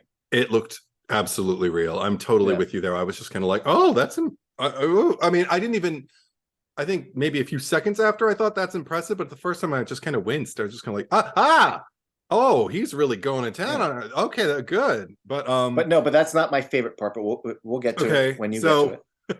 Well, okay. Because also at the same time, simultaneously, that's when, like, this marching band music is going off. And it sounded, why is that pre-recorded? I don't know. It's like, it's a marching band. I don't know, but it's pre-recorded. And that's part of the pageantry of when you play tennis is you come out and you grab your rackets and you look at you and you doff your cap. And this is the pageantry of So how you do it. Agent Mary and Special Agent Deputy Kendall are standing around and they're hearing all this shit and everything. They're like, what is that sound? And is this leading up to your favorite part? Like, I'm so confused. I can't just tell. Keep going. Okay. So they hear the thing and everything, and then out comes Ludo. Yeah. Willard. And they're just kind of like, what are you? I don't even remember what happens. They're just kind of like, what are you doing here? Because he's still kind of a suspect. Yeah. And so he's just going, and they're like, okay, well, so go show us, like, I can't remember what it is. They want him to do something, but then don't they get derailed and ask him to go turn off the music instead? Because he was going to do one thing, and I can't remember what it is. And then he gets derailed. It's like, oh, what is that music? That music is so loud. You'd better show us, where you can shut it off. And that, I think Kendall goes, I don't remember why he goes into the shower or wherever Tennis Girl is. For some reason, when they like to turn it off, you have to do this. Yeah. They don't all go together. Kendall splits off. Yeah. So, okay. So they go over and everything, and they're like looking at this board, and it's got these lights on it and everything. And he's looking at it like, I'm just like, what is the hesitation and all the drama? But I guess he needs a key. Yes. To turn it off. So he goes into his pocket like, these aren't my keys. And she's just kind of like, well, don't touch it. Again, you might contaminate. There could be fingerprints from the killer or something. And then flip. And she's just kind of like, again, oh well, I guess we'd better go. And now there's no music playing. And the music has been playing the whole time, masking the screams of Tennis Girl. Poor Tennis Girl. One thing that hit me when she was getting, she wasn't, even before she was being attacked, when she was just out running and put herself behind the door, and that chainsaw is definitely penetrating the door by her head. And you're just going, and I'm just kind of like, wow, Texas Chainsaw 2 got nothing as far as the chainsaw meaning, I'm just kind of like, I'm feeling it. Oh, and yeah, you're talking, the subtext.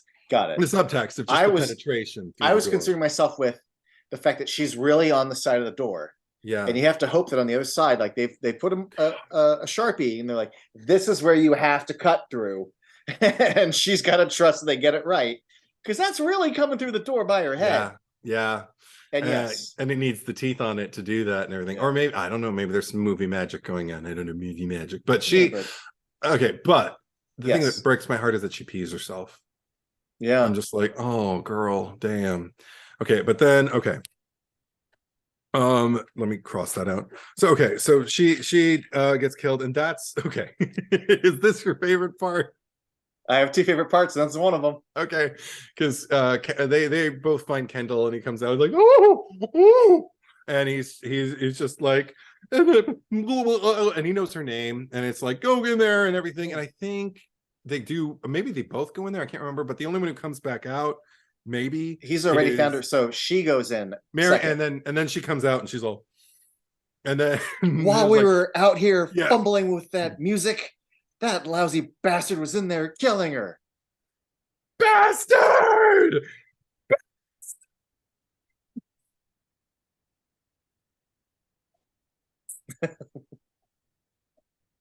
Now, I know Zoom is doing the thing where you hit a level where it's muting you, but we all know what you're screaming. Sorry. No, it's fine.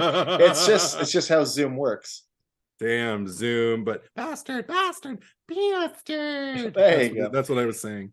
I mean, Eddie, that moment is a performance for the ages. That's what I woke up to.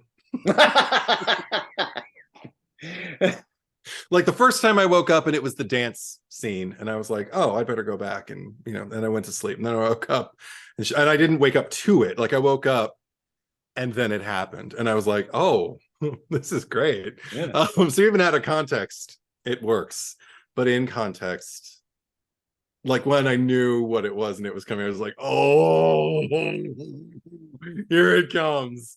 And it paid off. It paid off so well. You know what's great about it is the line, and that lousy bastard was in there killing her. Yeah. And then it feels like you're just getting a cherry on. You just feel like that's the beat, and then you're getting a funny bastard, and you laugh. Yes. And then she does it a second time, and that's when, like, I'm in heaven. Yes. Because she said the sentence which has the first bastard. So now this is like 2 and 3. Yeah. But then she goes for like the biggest. The pause. Fuck. Yes. And it's like an inhale. Like, I'm pretty sure she inhales. And like, I think, yes. And like her, like. And that's the applause. That's when you applaud. That's it. I want to stand and. Oh God, if we ever see this like in a movie theater with a crowd, there's going to be an ovation there. There better be. I'm glad you mentioned that. I haven't watched it, but one of the bonus features on the Blu-rays, it includes an audience track. So I need to hear that. Oh, because I streamed it. So I gotta see. Oh my God. Oh, that's fun. Okay. Yeah. Cool. The Blu-ray is cool. It comes with, also, just fun fact, there's also what's considered, I guess, the director's cut. It's the Spanish version, where it's basically just the dubbings in Spanish. Oh. Same. Okay. I mean, there's the most minuscule, like, this shot is like a few seconds longer. There's one extra shot of this. It's the same movie, but there are little cuts. But I forgot why I brought this up. But there are no, but the Spanish cut. One little thing. Oh yeah, that's what I was gonna bring up. One little curious thing, because it's amazing what you can do with dubbing. In the Spanish cut, the opening scene where the little boy's making the puzzle, he's not singing Humpty Dumpty at all. He's just doing a puzzle. That's when I realized, so the American version totally added a Humpty Dumpty song that's just not. And I realized, like, you never see him singing it. It's all over the shoulder. Oh, he should have sung something. Just something. He's not singing anything. Estas son las mañanitas que cantaba el rey David. That would have been fun. Yeah, I looked it up because the Spanish title is different than the English title, and I wanted to know what it meant. It's a different title card, yeah.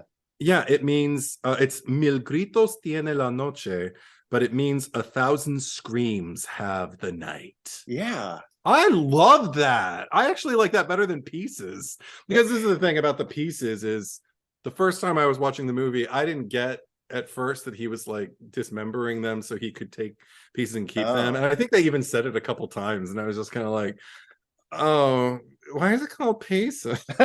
You idiot. I know.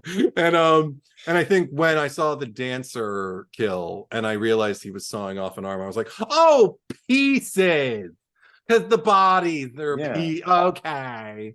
And he's assembling his mother. Get it. Got it. Good. Pieces is the more appropriate title, but that other one just sounds like a fucking dope ass movie. Because 1,000 Screams Have the Night, like it feels more like the movie. I don't know. It is what the movie is comprised of. It's the pieces that comprise the movie, 1,000 Screams. So I'll take that. So then, okay, they all find her and everything. And Lieutenant Bracken's back on, and that's when he says the kid's clean and you know it and everything. And he tells Sergeant Steely Eyes, take some uppers or something. Mm-hmm. Fucking knew they were crooked. Whatever you need. Yeah, whatever you need to get you through. Like, we need to solve this yesterday. And it's like, yeah, you do, but is that really going to help? Like, you can have like Sergeant Steely Eyes just couldn't hurt. Just spinning around in his chair going, woo! That's all I could see. And I'm like, that's not going to solve anything, you son of a bitch. I hate you, Lieutenant Bracken. I don't think he was serious, Eddie. I know. But anyway. So, and then we see the cool knife again, and we see that the shoes on the corpse that kind of fall off. So I guess he needs new feet because they don't fit. And I was just like, but I mean, okay, was it, I can't remember. I can't do an impression of it, but I mean, there was heavy breathing for sure, like with the killer, right? But was it just heavy breathing, or did it have like a perverse edge to it? Like, was it just? I don't recall a perverse or was edge. it? Yeah, maybe it just sounded perverse, because it sounded like maybe something was going on a little bit more than. There's almost a monotone breath that Michael Myers has inside the shape mask. Like it's just, or I don't know if it's monotone or just monotonous, like just a. I mean, except for when he does kill, like when he kills, you can hear that, which I always attribute. There's like a sexual association I have with that, and I'm just kind of like, I don't want to think about what's going on inside that jumpsuit. But but with this one, it was, I don't know, it was a different character. I don't know, I can't really characterize it because I need to see the movie again. But anyway, it stood out to me. And then so Mary decides to go visit the dean. The dean. And he's credited as the dean, but at one point, don't they call him Dean Folly? Is that what they call him? Okay, I feel I should have watched it with the captions, but whatever. I thought they called him Dean Folly really early in the movie. But so Mary's there, she's drinking the instant coffee, and it's so abundantly clear, if it wasn't already, that the dean is the killer. I mean, and the funny thing though that I appreciate is that the coffee thing, it's a bit like he's and everything with the drops and everything, and then like, would you like more coffee? You know, I'm just like, it's so nervous that if you put a laugh track to it, it would be hilarious. Because at one point I can't tell what's going on with her if he's just taking so damn long.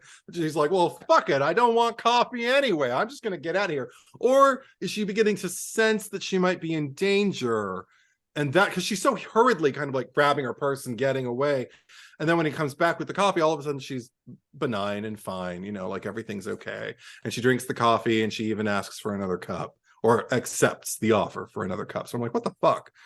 Yeah, but I don't remember what he gave her. Something to make her like a paralyzing agent of some kind. Something. I think he said what it was, and I don't know.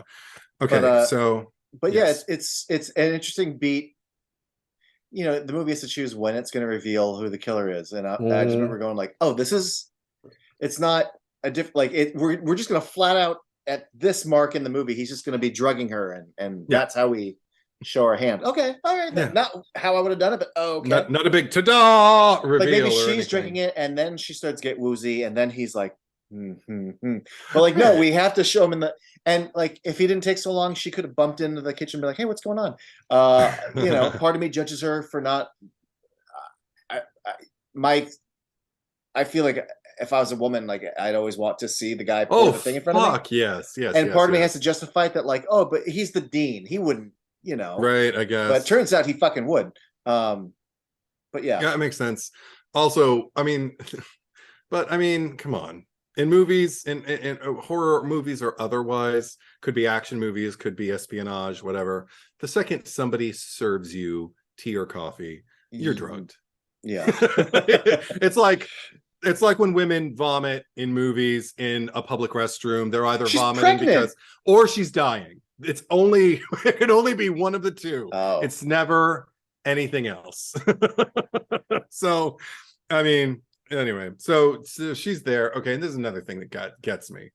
Because now Sergeant Steely Eyes has taken Kendall under his wing and everything. And finally, Kendall is kind of like, helpful in a way, in an actual way that means something, because neither Sergeant Steely Eyes nor Lieutenant Bracken knew that Mary was going to see the dean when they all find out at different times, but they find out that he's like, oh, she said she was going to be there by 8, and I don't know what time it is, but it's whatever, it's late. So like, oh, we'd better get over there and everything. Come along, young whippersnapper, or whatever Sergeant Steely Eyes says. They get there all together and they're like, no, kid, you've come a long way, but you gotta stay, it's time for the pros. And he's just like, oh, come on. What do you can't, you guys can't give me now. All right. Right. I can't say no to you. Look at him. Look at that face. Come on.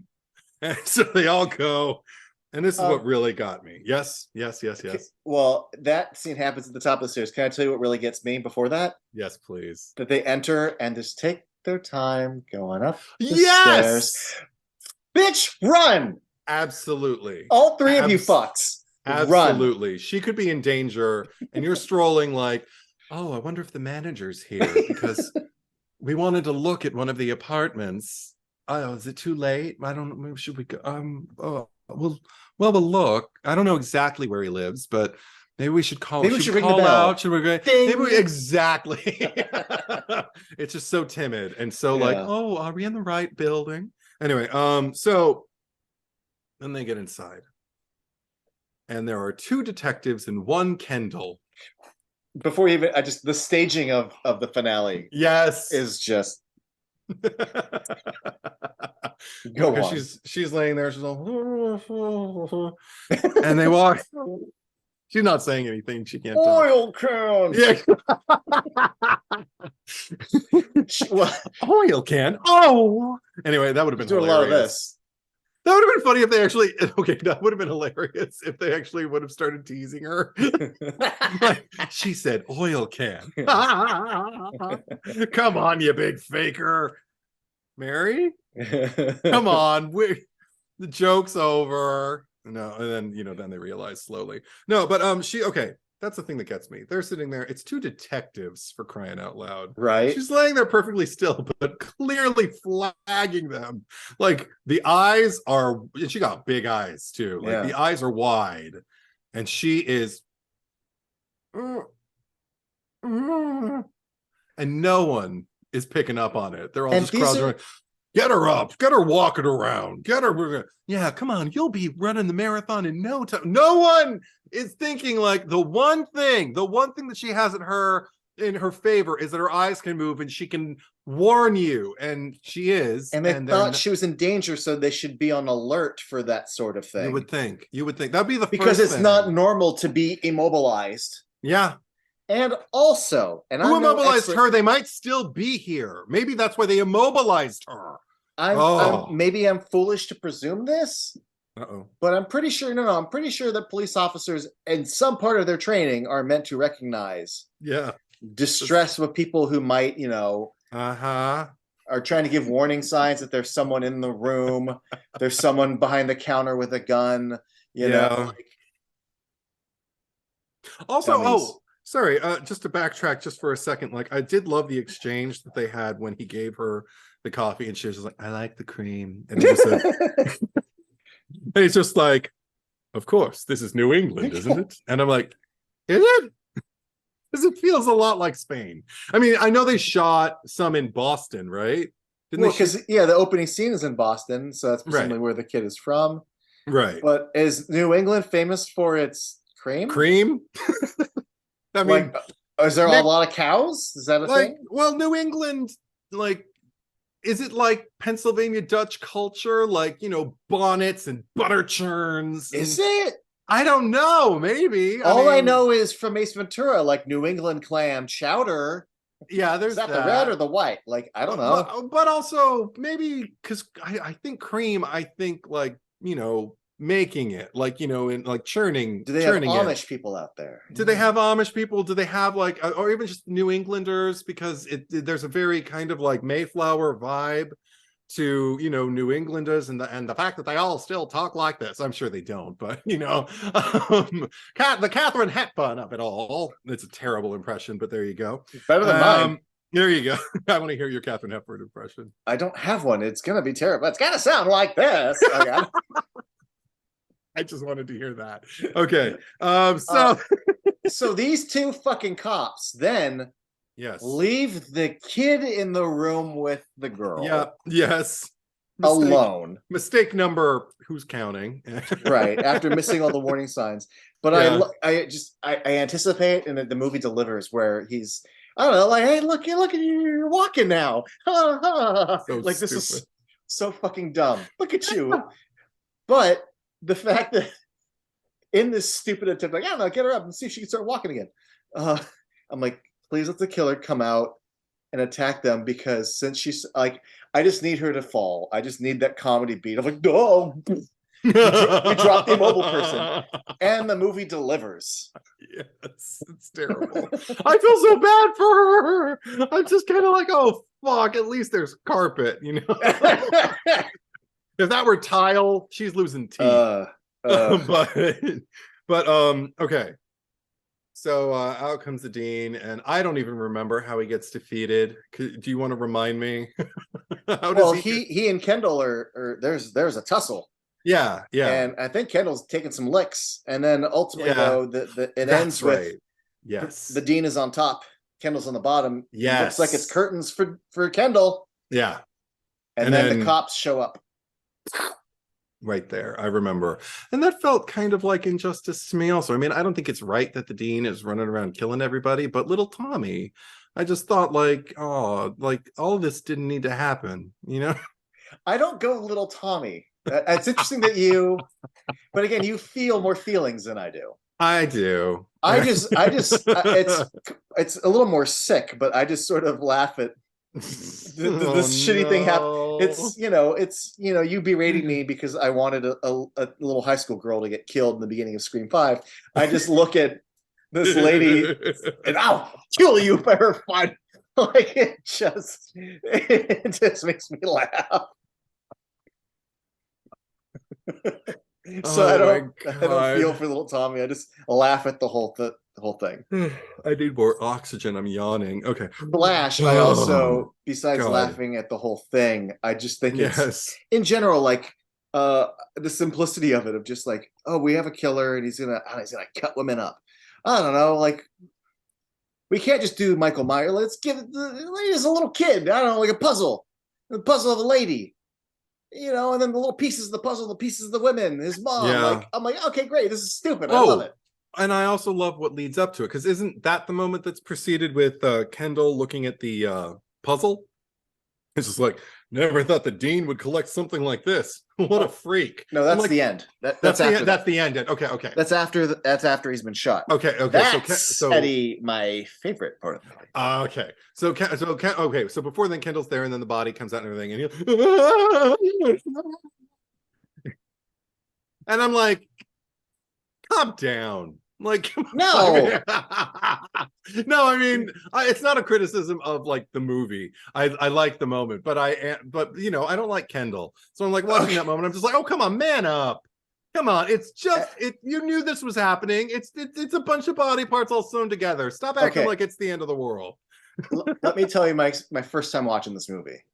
Yeah. I'm watching it going, okay, it's called Pieces. Yeah. He's collecting the pieces of the women. And I remember thinking after about an hour, I'm like, are we ever going to see the woman? Yeah. And then we get to the last scene and they shoot the dean. And then like the next scene is like the wrap up. And I'm like, oh, I guess this is dumb. We're not going to see the body. What a fucking, What a fucking waste. And like right when I thought that, Mm-hmm. the fucking cop like leans on the thing and the body falls out. Like in the most sitcom, you're like, oh. It was great. I'm like, one, you did the thing I needed, and two, it was. I almost don't like that there's one more scene because to me, like that's where I want the movie to end. Is like the body falls on Kendall. He's like, credits or like no, directed by. Yeah, I get that, but what I appreciate. Well, and then I have. Yeah, because well, even prior to that, like what I appreciate is the next moment he gets to recover. You know, they come over and they ask him like how he's doing. And he's just kind of like, oh, my heart finally started beating again, you know, something like that. And he says that and his lips don't move at all, by the way. And that's when he looks at the puzzle. Okay, and he looks at the puzzle, never thought the demon collects something like this. What a freak. And I'm like, okay, it's a picture of a naked girl. What kind of Casanova are you? Like, it's a puzzle of a naked girl. What is so freakish about it, you fucking Puritan? Fuck you. And you're running around like fingering your girlfriend, telling her she's too loud. And now you're criticizing a grown man for having a naked puzzle. What a freak. Fuck you, fucker. It takes what it takes. Anyway. I'm not excusing it, but my impression was that like I'm like you yourself, like you don't count. But when you see an older man, because he's supposed to be if he's a 10-year-old boy, he's got to be what, 52 or in his mid 50s. Right. Yeah. The dean, this 50-year-old man, like 50-year-old men can't be into stuff like this. What a weirdo. Like, that's weird. That's not me. I don't count. But you, the other, that's weird. A puzzle, and you're a 55-year-old man. Bleh. Like, and that's why you're not sexual. Yeah. Yeah. The fact that you are. And he gets punished for it, and that's what I like. Well, and you keep mentioning that line, but that's still the scene before the body falls out. So it's still like a comeuppance. I thought that's what I thought that's what I said before, and then I thought you corrected me saying it's okay. So that's the scene before the body comes out. So the body comes out. Dean gets killed. Dean gets killed. Okay. Then Kendall's like, oh my god, this puzzle. Like, what if That's what I thought. Yeah. I thought that's what I said. Okay, anyway, whatever. Before. Anyway. And then I love the he's like, what a freak. And it's not even just that the body falls out. Yeah. It's the fact that it's on such like a kind of moment where he's like, join the force, kid. We're finding out all little secrets like this all the time. And he like leans on all the time. Yeah. And he even does like as it shifts. And there it is. And then there it is. So honestly, like, I forget however many years ago I saw it, but like there had been a few years in my brain remembered after the first time I saw it that the body fell out on him and then it was just credits. Like I thought it ended like a sitcom, like and then yeah. So I forget how many years ago, like after I bought it, and then I was like, oh, it doesn't end like a sitcom the way I thought. There's a whole extra scene, and that's when he's like, hey, you ready to go? He's like, yeah, my heart's started beating again, and then they walk, and he just looks at I love again. They don't do it enough to make me feel like it's Carrie, but I like the idea of that, like he like after the crotch grab, and then it slashes down and like blood flows out like it grabbed his dick off. I needed that next shot of like him waking up like Amy Irving, like like in the bed. You know what? I thought, you know what? No. Okay. Number one, when you say that, I'm like, ooh, I want that too. That's hilarious. But because he's still distressed, and it means that he carries trauma with him. But you know what I like about the fact that he doesn't wake up out of it is that it means his precious business is actually clawed. That means he's actually mutilated. I think really happy. Oh, so well, I mean, you could still believe that. I still think it's a dream sequence. It's just that we don't get the wake up shot.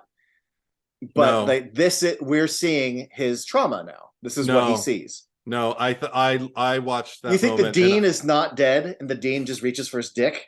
I didn't think it was the dean. I thought it was the body.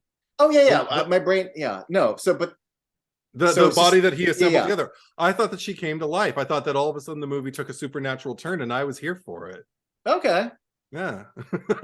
Like I said, I mean, spoilers for May, but when May lays down and the arm starts to reach over, it's much more affectionate in May. But in this, and it fucked me up. But in this one, it didn't fuck me up. It just kind of made me go, oh, it's interesting because in both cases, I go, well, yeah, that's clearly not real. That's just their imagination. No, because didn't they even ask him, like, is that the moment where I don't remember anything in this movie now, but is that the moment where they ask him, still want to join the force or still want to be a cop? And he's just like, are you kidding? And I'm like, that doesn't answer my question. It doesn't tell me yes or no. Like, are you kidding after what I've seen? Or are you kidding, Mr. Gee Whiz? More than ever. I can't tell. No, and you hit on a truth. I won't get into too many details, but I have a friend who joined the force, like, you know, going on like 15, 18 years ago. And just within the first month, the stories of the things that he came upon, like, my God, I could never. No. I'm just talking, just crime scenes alone. Like, holy shit. I'd break the law all the time. I would break the law all the time. Be like, I can't leave it. I can't. Someone has to stay with her. You know, I don't know what I would do. I also just love the stupidity because it's a stupid choice. So the little turntable turns around and she's in the mother's, because they make a good point to show that the mother had a dress, the mother had shoes. Yeah. But instantly when she falls, like, oh, oops, my bosoms just fell out. Again.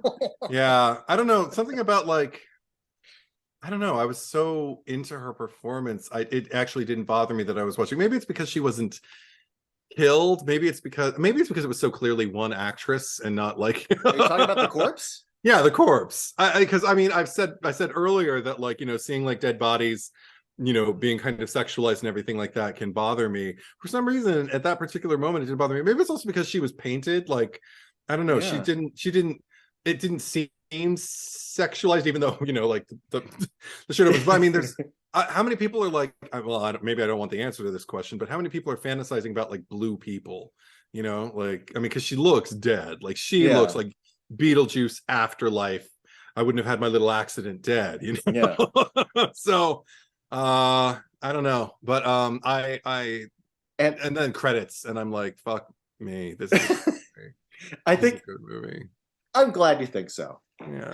There's a charm also to the fact that it looks, because the makeup isn't amazing. It looks like one actress with some scar makeup and then stitch lines. Yeah. Just kind of drawn on. It's with charming. Sharpie. Like, yeah, I dig it. I'm all about it. It's fun. Another fun little thing I like about the movie, the American version, is that the first, I forget, like the introductory, the producer, whatever, and then the title card, and then Christopher George's card, all three are like white, drippy. Yes. And I'm like, that's cum, right? Like, it's cum. And then, so first credit, second credit, and then the third credit is in white, and I go, no, it's not cum. It's got to be blood, right? It's blood, but it's just you know, you see so much white text on black that it's just supposed to be like oozy, drippy. Maybe it's blood, but it's a horror movie. It's blood, but it's white. It's not cum. And then the fourth credit is in red, and I go, oh, so you can do red. So if you can do blood, is this supposed to be cum? Such a weird choice. Why are all the credits in red drippy? Why are these three credits in white drippy? What's with the white drippy? All I thought was creepy font. That's all I thought. It's white goo, and it's all like drippy. The way like old, like Goosebumps. Yeah, exactly. But it's slime. But but it's also can be yellow, and it's not anything. But they didn't make it green. No, they made. It never occurred to me. I'm like, this is, but I love the fact that I thought, no, it's not cum, because it's just blood, and they're just not using red, and then they immediately use red. It's such a Rorschach test, Giancarlos, that You see what you want to see, I guess. Do. Which is ironic because I didn't see Come at all. And you love it. And I love it. I just thought there would be a bigger point to it, but there really isn't. No, I just thought spooky text. Ooh, and also the Spanish credit, the Spanish version's credits aren't drippy cum. So like, yeah. I have to look at them again. Did I miss something? Like, I don't know. I just thought like, ooh, like I don't know. It's the color change that throws me off. Then it just make them all red. Then I go spooky red drippy blood credits. Like, you know. I mean, what else? I mean, maybe it's milk. Well, you know, of course the cream is good. The cream is good. She likes the cream. There you go. See, it's cream. It is. It is cream in the coffee. Every girl in this movie wants sex / they've got the good cream. It's all there, Eddie. Stop. Do you have anything else? I think I'm spent. I'm done. That was the last of my notes. Interesting way of putting it. Yep. We're talking about drippy cum, and you're like, I'm done. Yep, you're spent. Yeah. I'm spent. Me too. Look at me. I'm pointing the finger, but there are 3 more pointing at me. All right. Oh, I'm glad you liked it. I'm glad you called it good. Yeah, I had a really good time. I can only see more fun in the future revisiting this movie. It makes sense why it's been on the lips of people as long as I've known horror movies were a thing, and it's always been recommended. It's one of those titles that was always recommended to me that I just never got it together to watch. It was always in like my back in the day when I was renting DVDs from Blockbuster and Netflix and whatnot. It was always in the queue, you know, and then it's always, anytime it's been streaming anywhere. I think it's been in my Peacock and maybe on my Shudder. I don't know, but whatever. It's been on Tubi for forever. Okay, yeah, it's definitely in my Tubi list then. Yeah. So now I can give it a thumbs up and on the mobile app and take it off. But because you know that'll help my algorithm. Because you realize on Tubi you can only give thumbs up and thumbs down. I can only do it on my phone. I've never used Tubi on my phone. I just use it on the. I only have it there, so I can give it like thumbs up. And thumbs down. So then they know what my algorithm is. Maybe when you give it thumbs up, it'll recommend Graduation Day because Christopher George is in that. And I already have that in my list as well. You should watch it. It's a good time. It's solid. Okay. Fun. Yeah. All right. Well, until next time. Thank you for joining me. Yeah. Thank you all for watching /listening / whatever. And yeah.